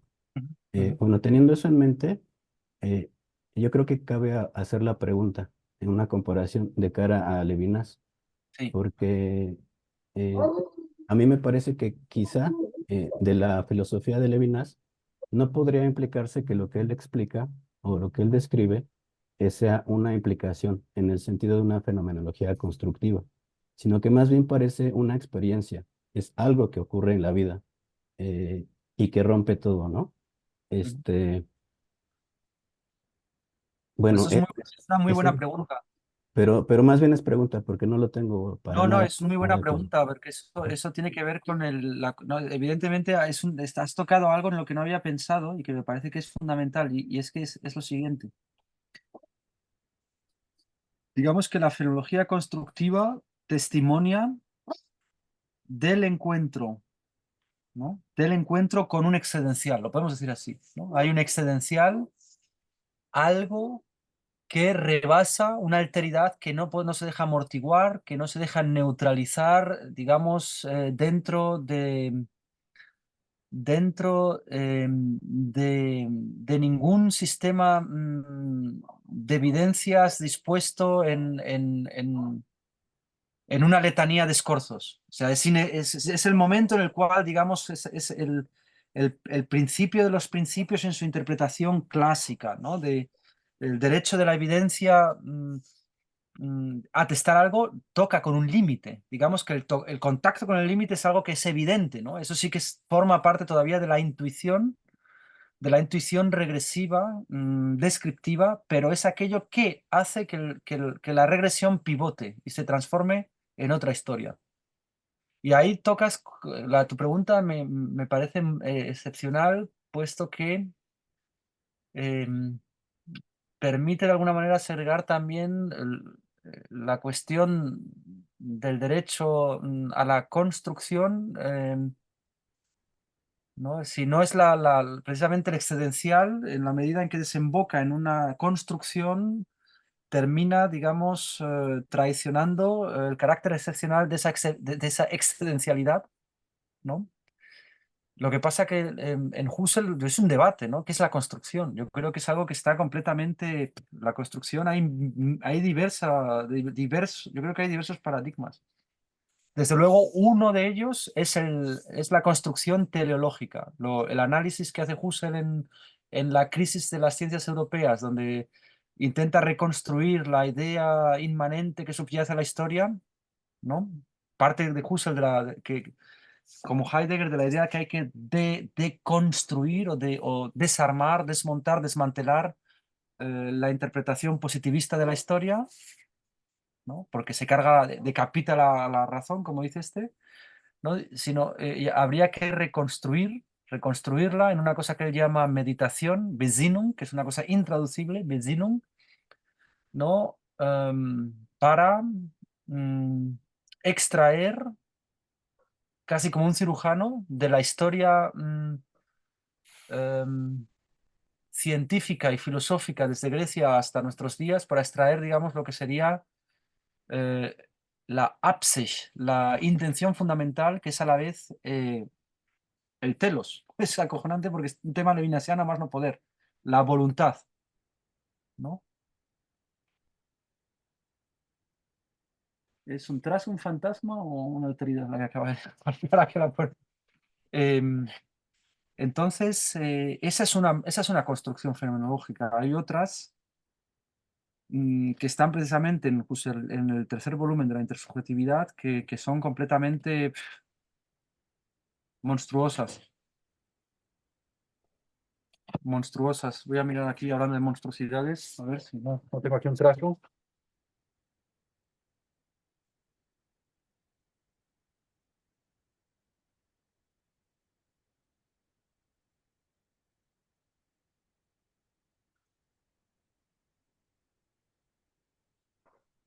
¿Ayuda a buscar la alteridad? No.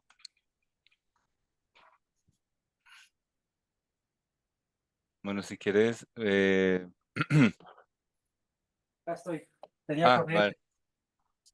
Entonces, eso es una cuestión que está abierta para mí, pero me parece que tu cuestión es sumamente pertinente porque, claro, ¿qué es la construcción? En Levinas no se puede hablar de que él hace fenomenología constructiva, ¿no? No hace una fenomenología constructiva. No reconstruye los huecos meramente. Eso hace a veces Husserl, pero no siempre. No se limita a reconstruir racionalmente los huecos que deja la intuición, ¿no?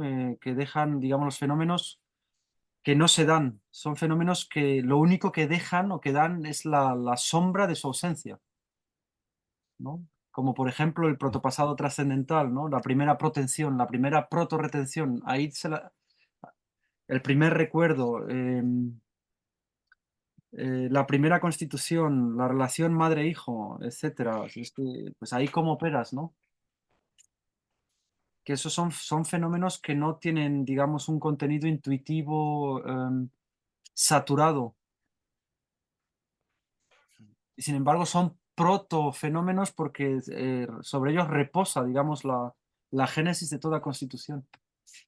Y hay momentos en los que Husserl realmente se abisma ahí, y eso es algo increíble.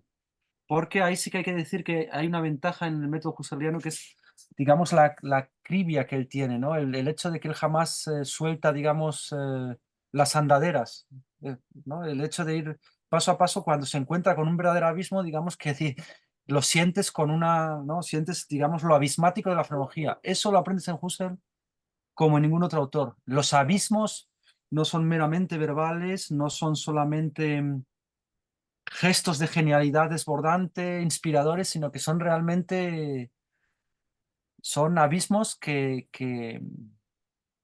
hacen que uno sienta el vértigo en la Leiblichkeit del pensar, ¿no? En la corporidad misma. Si hay una corporidad del pensar, Husserl te pone en el abismo, en ese abismo. Y es por eso yo creo que eso es único. Eso es único. No es una guerra entre filósofos ni a ver quién es, no. Digamos que cada uno tiene sus formas de inspirar y todo esto, ¿no? Sí, gracias, profesor. Gracias a ti. Muchas gracias, Hugo. Gracias, Iván, por la respuesta. Doy paso a Ramsés. Adelante, Ramsés. Bueno, es un comentario, no sé si valdrá mucho la pena porque pensaba que iba a poder ser un poquito largo, pero llevamos muy mal de tiempo, ¿no? Entonces me voy a apresurar un poco para intentar poner claridad en la pregunta.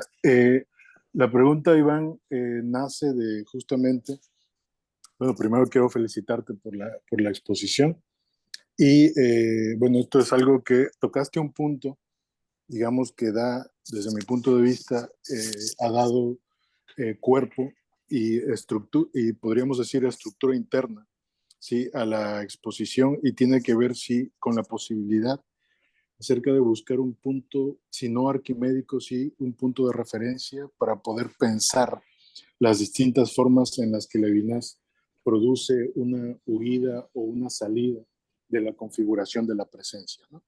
Eso me parece que funciona a partir del término que has manejado después de haberlo diseccionado en ciertas estructuras levinasianas, ¿no?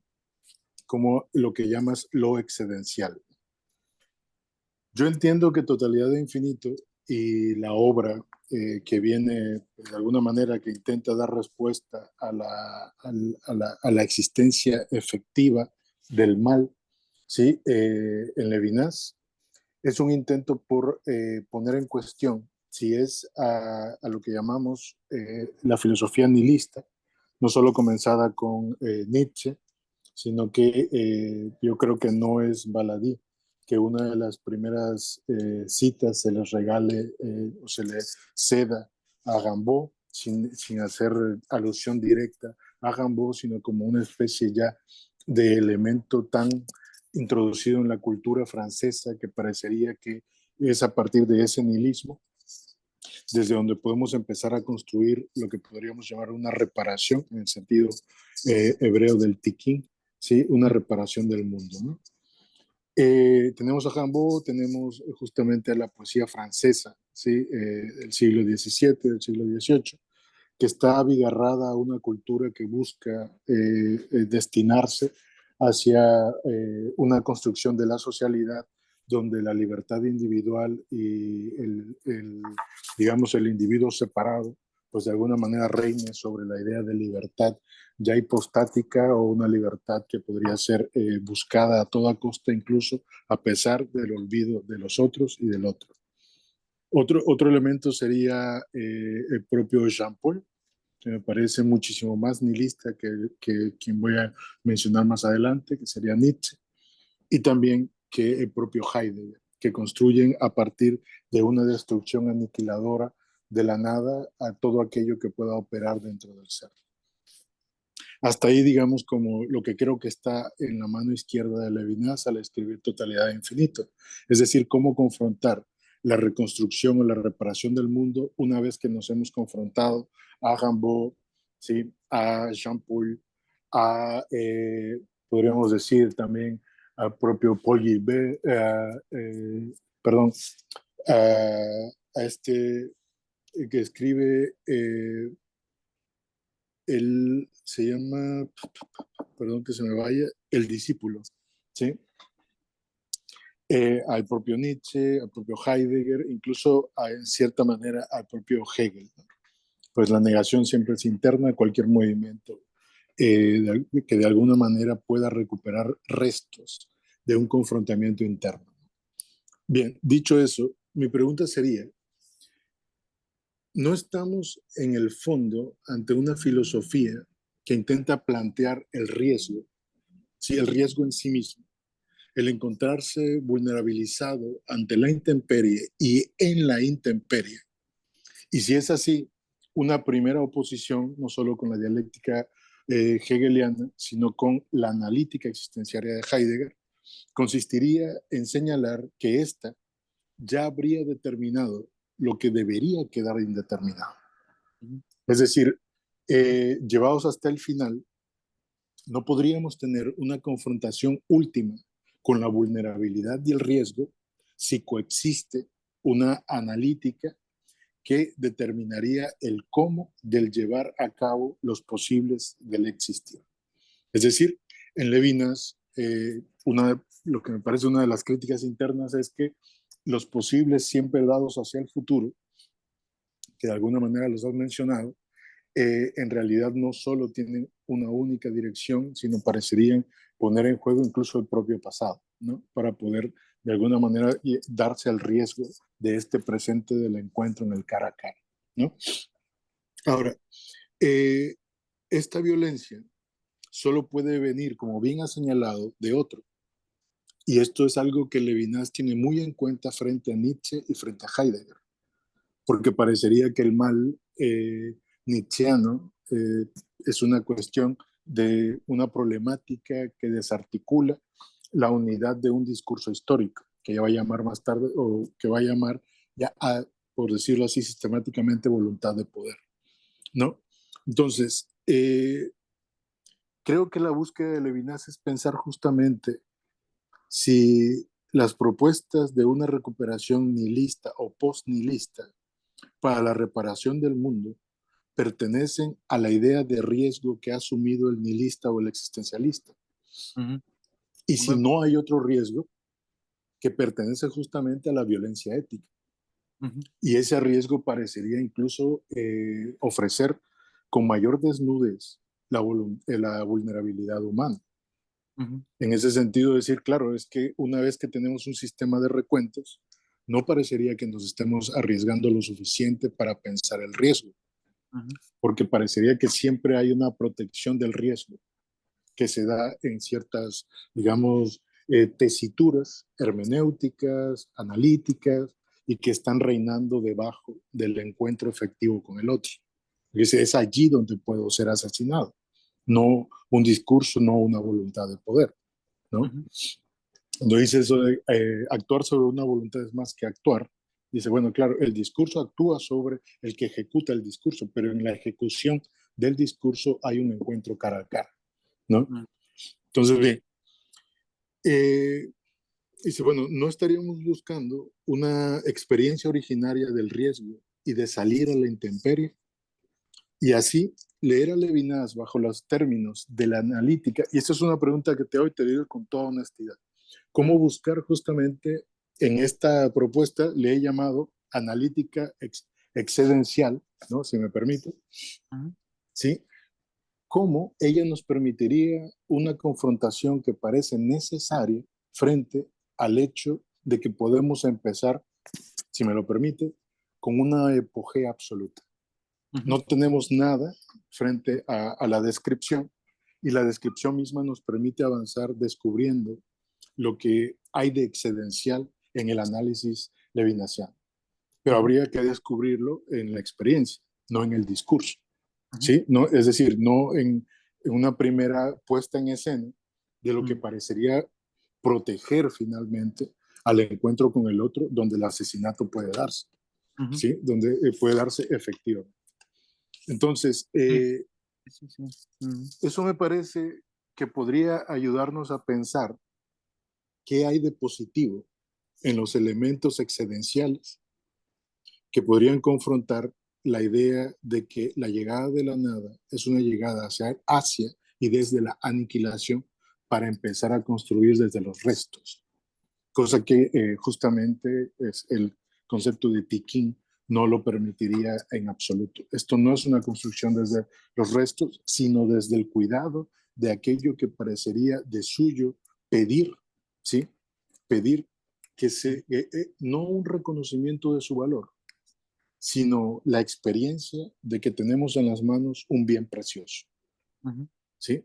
Entonces, solo es una pregunta totalmente honesta, querido Iván. ¿Cómo afrontar el riesgo de poder comenzar radicalmente en la intemperie a partir de los términos de la, si me permites, analítica excedencial? ¿Sí? Ese sería mi comentario. Muchas gracias. No, gracias a ti, maravillosa pregunta. Yo creo que en esa filigrana está, digamos, todo el sentido amartelado del pensamiento levinasiano como alternativa al nihilismo. Y es algo que realmente no se desprende de lo que acabo de hacer. Em, no se desprende porque digamos que la analítica de la excedencialidad es demasiado, ¿cómo decirlo? Es aún demasiado discursiva, ¿no? Es discursiva y se sitúa, digamos, aún de pleno y llenamente al estatuto metodológico de esto. ¿Cuál es? Digamos, ni siquiera lo había pensado, ¿no? El estatuto metodológico sería un estatuto inmanencia dentro, mm, inmanencia filosófica dentro, ¿no? Sería como una especie de destrucción, la excedencialidad sería todavía estaría inmiscuida no tanto en el riesgo que ya ha asumido a pleno capote, digamos, los pitones que están ahí ya encetándole a uno, em, sino que se estaría situada más bien, digamos, todavía dentro del registro del pensamiento, ¿no? De pensar, pues, qué categorías son las que, digamos, que están ahí amamantando, digamos, la totalidad, ¿no? Es como una especie de etapa previa, ¿no? Diría yo, de etapa previa de auscultación, de mesurar qué es lo que, qué es lo que no funciona, ¿no? Filológica, pues estaría, digamos, en el parteaguas, pues lo que hemos visto, tú lo has dicho, Hegel, Heidegger, Rosenzweig, todo el Tikkun, toda esta historia, digamos que Hegel y Rosenzweig, ¿no? Incluso Levinas mismo, ¿no? Son problemas, son inquietudes filosóficas las que me tenían preso mientras estaba redactando esto. ¿No? Esa analogía con Heidegger y con Hegel, y sin embargo, esa dislogía, esa ruptura ya, ¿no? Es estar ya en disrupción. Tiene como, todo Totalidad de Infinito tiene como la estructura de una filología del espíritu en la que uno se va enriqueciendo, son diferentes pasajes, viene esto, y ahora aquí la voluntad y la guerra, la voluntad y la muerte, vas atravesando de diferentes figuras de alteridad, que es algo que creo que es rescatable, ¿no? El hecho de que la alteridad, porque yo he llegado tarde a Levinas, como bien sabe Francisco, pues uno escucha, ¿no? Y se cree que el otro y el rostro del otro que está hecho de una pieza, ¿no? Y lo que te das cuenta cuando lees esto es que tiene diversas iridizaciones, ¿no? Que tienes el otro que está al fondo de la muerte, ese otro que complota, ese otro Moira, ese otro Fatum, pues no es el otro maestro, ni es el otro huérfano, es una forma de alteridad completamente distinta, ¿no? Como lo es la alteridad que aparece dentro del sufrimiento. Pero evidentemente todo eso, con estar muy bien y enriquecernos desde el punto de vista del saber, digamos que no nos saca del berenjenal del nihilismo, ¿no? Digamos que no nos saca de ese berenjenal, ¿no? Digamos, tiene un carácter erudito, si se quiere, y, y en toda erudición, pues quizás tengas razón, ¿no? Es una contradicción en los términos, quizás, ¿no? En toda erudición hay como un garde-fou, como ¿no? Como el lugar donde te agarras, donde es el barco de los locos, el mástil en el que te agarras para seguir conjurando, digamos, la cuestión que tú planteas, ¿no?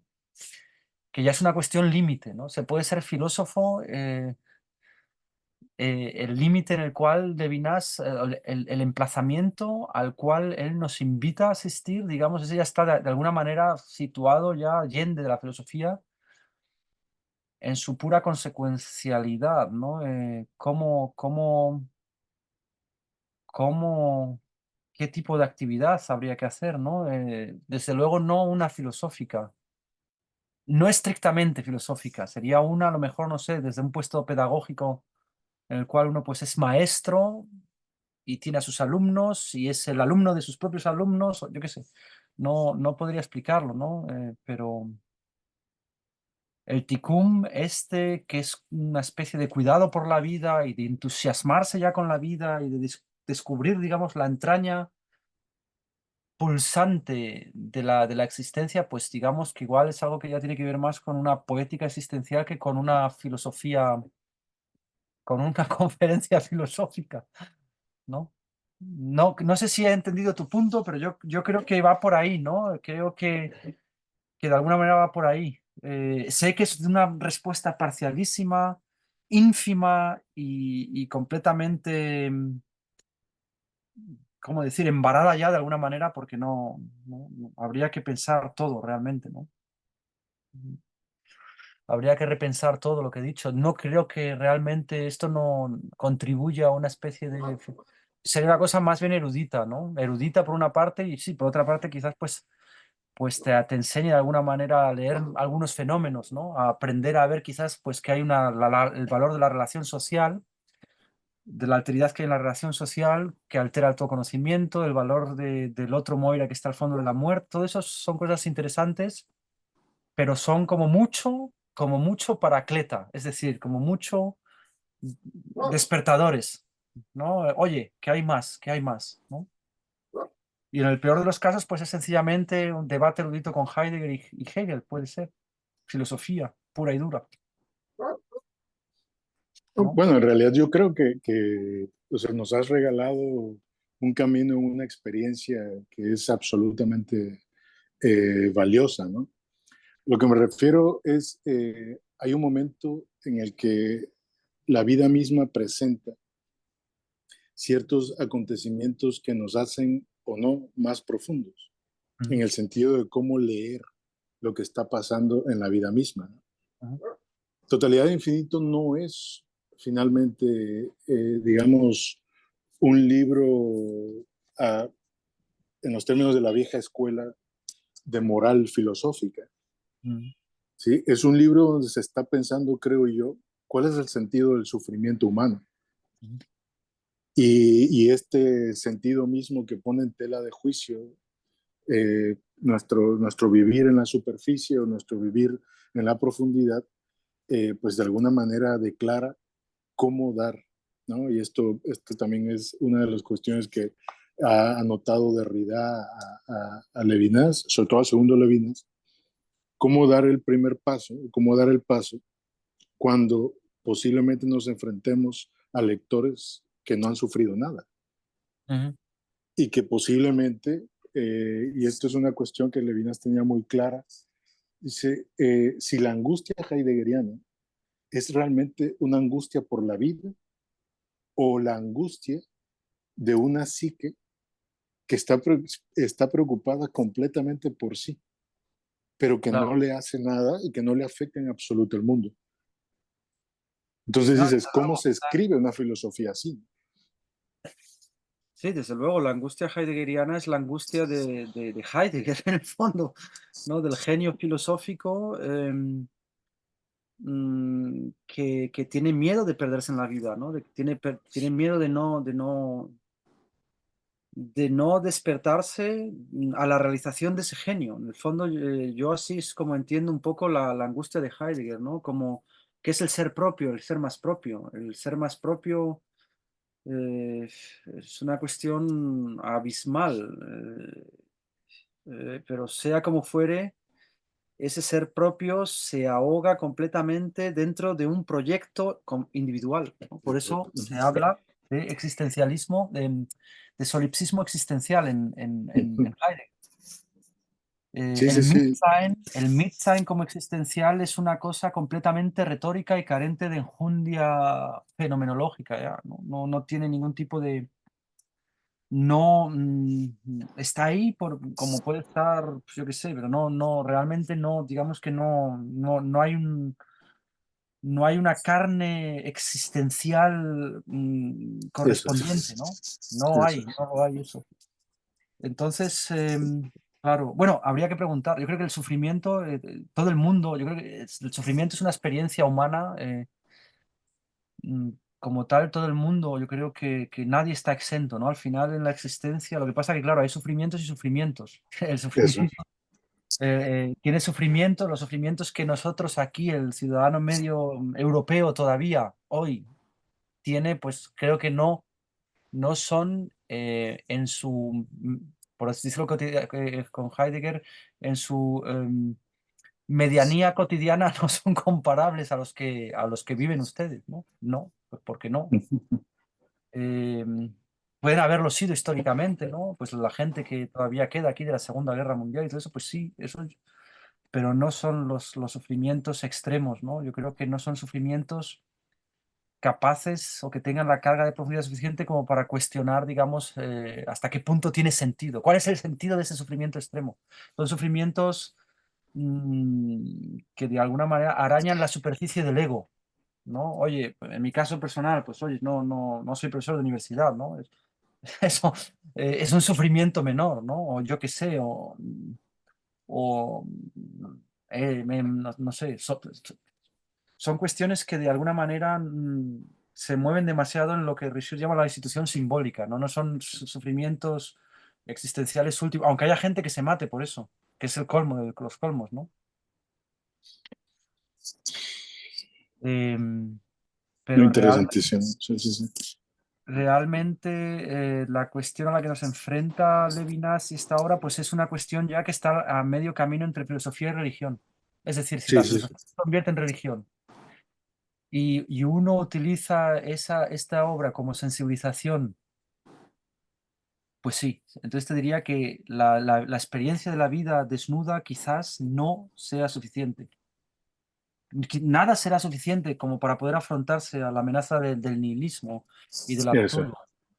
Pero yo creo que desde el punto de vista religioso, filosófico religioso, digámoslo así, uno puede abordar las tragedias de una manera mucho más profunda que si te enfrentas con el desgarramiento de manera, ¿no? O sea, nadie se enfrenta completamente desnudo frente al desgarramiento, ¿no? Todo el mundo tiene un lenguaje, todo el mundo tiene una alteridad, aunque sea la alteridad del lenguaje y de cortarse las cosas y de inventarse una percha para colocarla en el armario de los, no sé. Pero claro, claro que yo creo que si entendemos Totalidad Infinito como una obra que ya nos abre, y yo creo que es así, pues yo lo he notado leyéndola, os lo confieso. A mí sí que me ha impactado desde, ya de entrada filosóficamente, creo que las cuestiones de historicidad, tal y como las venía abordando, se me van a quedar un poco chungas ahora, ¿no? ¿Desde dónde piensas esto ahora, ¿no? De la historia. Pero por otra parte, claro que es imposible leer Totalidad Infinito sin volver a creer en Dios, sin volver a creer en una alteridad que está más allá de todos los conceptos, que está más allá de todo el nihilismo, que hay algo que, digamos, que está subtendiendo, atravesando tu experiencia y que es un más allá en el cual puedes creer de alguna manera, ¿no? Creo que hay un toque teológico en el mejor sentido de la palabra, no en el sentido de Janicot de Tournon teológico. Creo que hay algo teológico en el sentido de que realmente te pone en contacto con una alteridad, no digo una alteridad que tú puedes hablar como de Buber, ¿no? A la que tú puedes decir tú, ¿no? Aunque ese tipo de alteridad también te puede dar fuerza, ¿no? Te puede insuflar consistencia, ¿no? En el sentido anti-nihilista del término. Los dos quieren lo mismo. Son preguntas muy fuertes, son muy preguntas muy fuertes que me tendré que replantear, ¿no? En el futuro. Pero, claro, o sea, realmente lo que cuentas es, sí, en cierto sentido es un Einwand, una objeción a la totalidad de la ponencia. Es una ponencia erudita de intelectual europeo que está No, salvaguardado entre sus pero- cojines. Pues sí, es así, ¿no? Es un problema de filósofo burgués, aburguesado, sin problemas realmente de justicia acuciantes como los que obtenéis, ¿no? Y sin embargo, bueno, hasta cierto punto, no sé, yo creo que incluso abordado desde ese nivel, porque es otro nivel, ¿no? Estás hablando de niveles, yo creo que plantea la cuestión de los niveles en los cuales es una cuestión nueva. ¿No? ¿En qué nivel hay que situar esta obra? ¿No? ¿Lo leemos sin inmanencia filosófica dentro y está muy bien lo que has contado? ¿O qué coño hacemos con esto? ¿No? ¿no? O sea, que se trata de la vida, que se trata de la experiencia, que no se trata de hacer aquí un discurso erudito, ¿no? Pues sí, desde luego, ¿no? Y esa dimensión, pues sí, o sea, realmente sí, es una objeción a la totalidad, una enmienda a la totalidad de alguna manera, ¿no? No, pero Ah, viene, muchas yo, gracias, muchas gracias. muchísimas gracias. Sí, gracias Ramsés, gracias Iván. Bueno, es que tenemos poco tiempo. Hugo, yo solamente quería decir muy rápidamente que igual eso es lo que nos plantea Totalidad Infinito, pensar filosóficamente de otro modo, pero yo no quiero quitarle la palabra a Hugo. Adelante Hugo, si es cortito, porque tenemos muy Ah, poco perdón. tiempo Sí, y así responde Iván. Y te dejo la palabra a eh, ti. era más bien un comentario sobre lo que había surgido, que comentaba el profesor Ramsés y el profesor Iván. Bueno, yo estoy de acuerdo en que a veces la filosofía se convierte en un ejercicio demasiado teórico, abstracto, y que nunca aterriza en el mundo.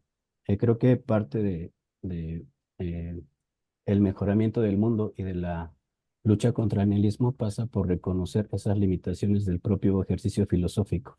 Y creo que Levinas nos permite hacer una reflexión en ese sentido y nos invita a tomar una posición más activa, no solo subordinada a un quehacer teórico. Y creo que esto también se puede leer a partir de la propia historia de Levinas, después de la Segunda Guerra Mundial, que pierde a su familia, que él mismo estuvo en un campo pues, de prisioneros. Después de esto, empieza a desarrollar una filosofía positiva que afirma la relación con la alteridad. Digo, en un contexto sombrío, escabroso, violento, si quieren, pero contra eso, Levinas termina desarrollando una filosofía en pro de la vida y de la alteridad. Yo creo que eso ya es algo que puede considerarse como una posición más que Mm, teórica en contra del nihilismo. Y rapidísimo, creo que ya otra vez volviendo al ámbito teórico, creo que Levinas permite comprender la estructura de la angustia, eh, es decir, Levinas permite reinterpretar en los esquemas heideggerianos, señalando esta doble intencionalidad de la angustia, ¿no? Del objeto que me provoca angustia y de mí mismo que tengo angustia. Entonces creo que Levinas, al meter la figura de la alteridad, rompe esta doble intencionalidad y por lo tanto podría interpretarse como eh, Mm. eh, una manera de enfrentar el nihilismo, ¿no? Y bueno, Sí, eso Mm. es, para sí. no quitarle- Eh, Hay una parte, solamente para agregar a lo que dice él, Iván, y después nos respondes muy brevemente porque ya estamos sobre el tiempo, es la parte ya que estamos, y lo plantea Rancés, el tema del nihilismo, hay una parte que me consta tu nivel de tu expertise al respecto, y es la parte goetheana, ¿no? Es esa parte, el mundo es Goethe. correcto, en ese sentido Mm, es muy levinasiano, no había pensado en eso. claro. Ujú. Entonces, nada, quería solamente Yo agregar llevo eso. toda mi vida pensando, muy buena cosa, Francisco, gracias. Sí, sí, sí, sí, sí, gracias. No, no tenía ese, ese elemento básico a disposición, pero efectivamente podríamos hablar de eso. Y yo creo que hay una comunión profunda entre Goethe y Levinas porque los dos pretenden realmente ofrecer algo así como una escatología que nos permita realmente hacer justicia de una manera que no sea la heideggeriana o la sartreana. Porque claro, Sartre dice lo mismo, ¿no? Hay que ser intelectual, hay que s'engager, ¿no? Hay que participar, pero esa manera de participar, como el propio Sartre con el nazismo, esa manera de Entsprechen, de corresponder al ser y todo eso, es peligrosa. Y yo creo que lo bueno de Levinas estriba en que él hace una propuesta distinta, que su forma de renunciar y poner al lado el nihilismo que también rechazan Heidegger y Sartre, no recae en accionismo, porque ahí siempre te vas a meter en el error. Empiezas donde estabas, o sea, te puedes ahorrar todo el ser filósofo porque empiezas donde terminas en el politicismo, en la izquierda, en la derecha. Aquí estamos hablando de otra historia. Estamos hablando de otra historia como en Goethe, que digamos, personas completamente iluminadoras, ¿no? En ese respecto. Y habría que ver qué es eso, qué es ese elemento de ética que subvierte incluso cualquier otro tipo de relación política, cualquier tipo de posicionamiento, cualquier tipo de accionismo. ¿Qué es eso? ¿Cuál es lo propio de ese gesto goetheano levinasiano? Que consiste en ser siempre un punto más inteligente que cualquier tipo de engagement, ¿no? No se trata del engagement. Y sin embargo, no va sin engagement. Se trata de un engagement de otra naturaleza, ¿no? Política, teológica, y habría que ver cómo es eso posible, cómo hacer una Mm, justicia que realmente sea, que no termine en desmadre, que no termine en reclamando darle de leches a uno o cosas así, como se está viendo ahora, ¿no? Que si el Sí, movimiento es este, que si el movimiento del otro, que si el otro, que si aquí hay un... Y están todos terminando en nombre de la justicia en un sistema de polar de oposiciones terrible, que es con la mm, estupidez encarnada. mm, Y no voy a decir aquí nombres, pero está todo por todas partes, ¿no? Yo creo mm, que la sabiduría de Levinas estriba en precisamente en abrirse a una trascendencia que realmente consigue hacer contacto es que usar la palabra valor no tiene sentido, ¿no? Con lo más valioso y sacral, si se quiere decir, que por decir algo que Goethe no tendría problema en utilizar esa palabra, ¿no? mm, Lo más sacral y valioso en el otro, descubrir eso, que no tiene que ver con teorías, ¿no? Pero que creo que todo el mundo puede desarrollar un olfato para ello. mm, es como La- una la- especie de compromiso social no indiferente a la vulnerabilidad de los otros. Porque a mí yo estoy totalmente de acuerdo con esta lectura que estás haciendo, porque incluso ahí se explica, yo creo, con mucho más claridad la oposición de Levinas de hacer pasar la justicia por las instituciones morales. Ujú, A ver, tendría que ver justamente con este compromiso desde ahí abajo. ujú. Eso es. Ujú. Sí, sí, bueno, bueno, no quiero consumir aquí todo el tiempo, pero realmente podríamos hablar hasta mañana por la mañana, hasta, sí, bueno, ya pasó la mañana aquí. esto da para muchísimo, para muchísimo. De verdad que bueno, obviamente Betsy, Gerardo, David, María Ángeles, si Muchas quieren, gracias, pueden muchas gracias escribir. a todos. Hugo, muchas Un placer. gracias. No, gracias a ti, Iván, de verdad, de corazón. Le doy la palabra a Ramsés para dar las últimas palabras, pero de nuevo, gracias por las preguntas, por las respuestas, por el diálogo. Adelante, Ramsés. No, yo creo que me uno a las palabras de Paco. Estamos súper agradecidos con Iván por esta absoluta y profunda sesión, ¿no? Y además, honestamente, te lo digo, Iván, me pareces un tipo sumamente honesto y realmente te felicito y bueno, Bueno, esto, aquí los brazos abiertos, ¿no? digamos que esto es, en Alemania dicen que esto reposa sobre reciprocidad, ¿no? Y bueno, a mí me ha encantado hablar contigo. Son cosas que ya le había dicho a Francisco muchas veces sobre ti. Y bueno, y la gente que está aquí, Hugo, muchas gracias. Creo que realmente también lo Sí, mismo que vale dicho para Ramsés, vale para ti. Realmente impresionado, impresionado y me parece que, bueno, vengo de Francia, he estado allí en un coloquio y creo que aquí tenemos un nivel que no tiene nada que envidiar a nada de lo que es. Y muchas gracias por hacer esto, porque son cosas que realmente que hacen justicia levinasiana, el poner esto, ¿no? Realmente hacéis un trabajo enorme, enorme, enorme, enorme. muchas gracias. No, pues es de Muchas todos, gracias. ¿no? Encomiable. Y es de todos. Bueno, muchísimas gracias, Iván. Te mando un abrazo desde acá y muchísimas gracias y felicidades, ¿eh? A ti muchas gracias a todos y por Muchas estar ahí gracias, escuchando. gracias de verdad. Francisco, ¿a ti qué te voy a Esta... decir? Guido? Di que-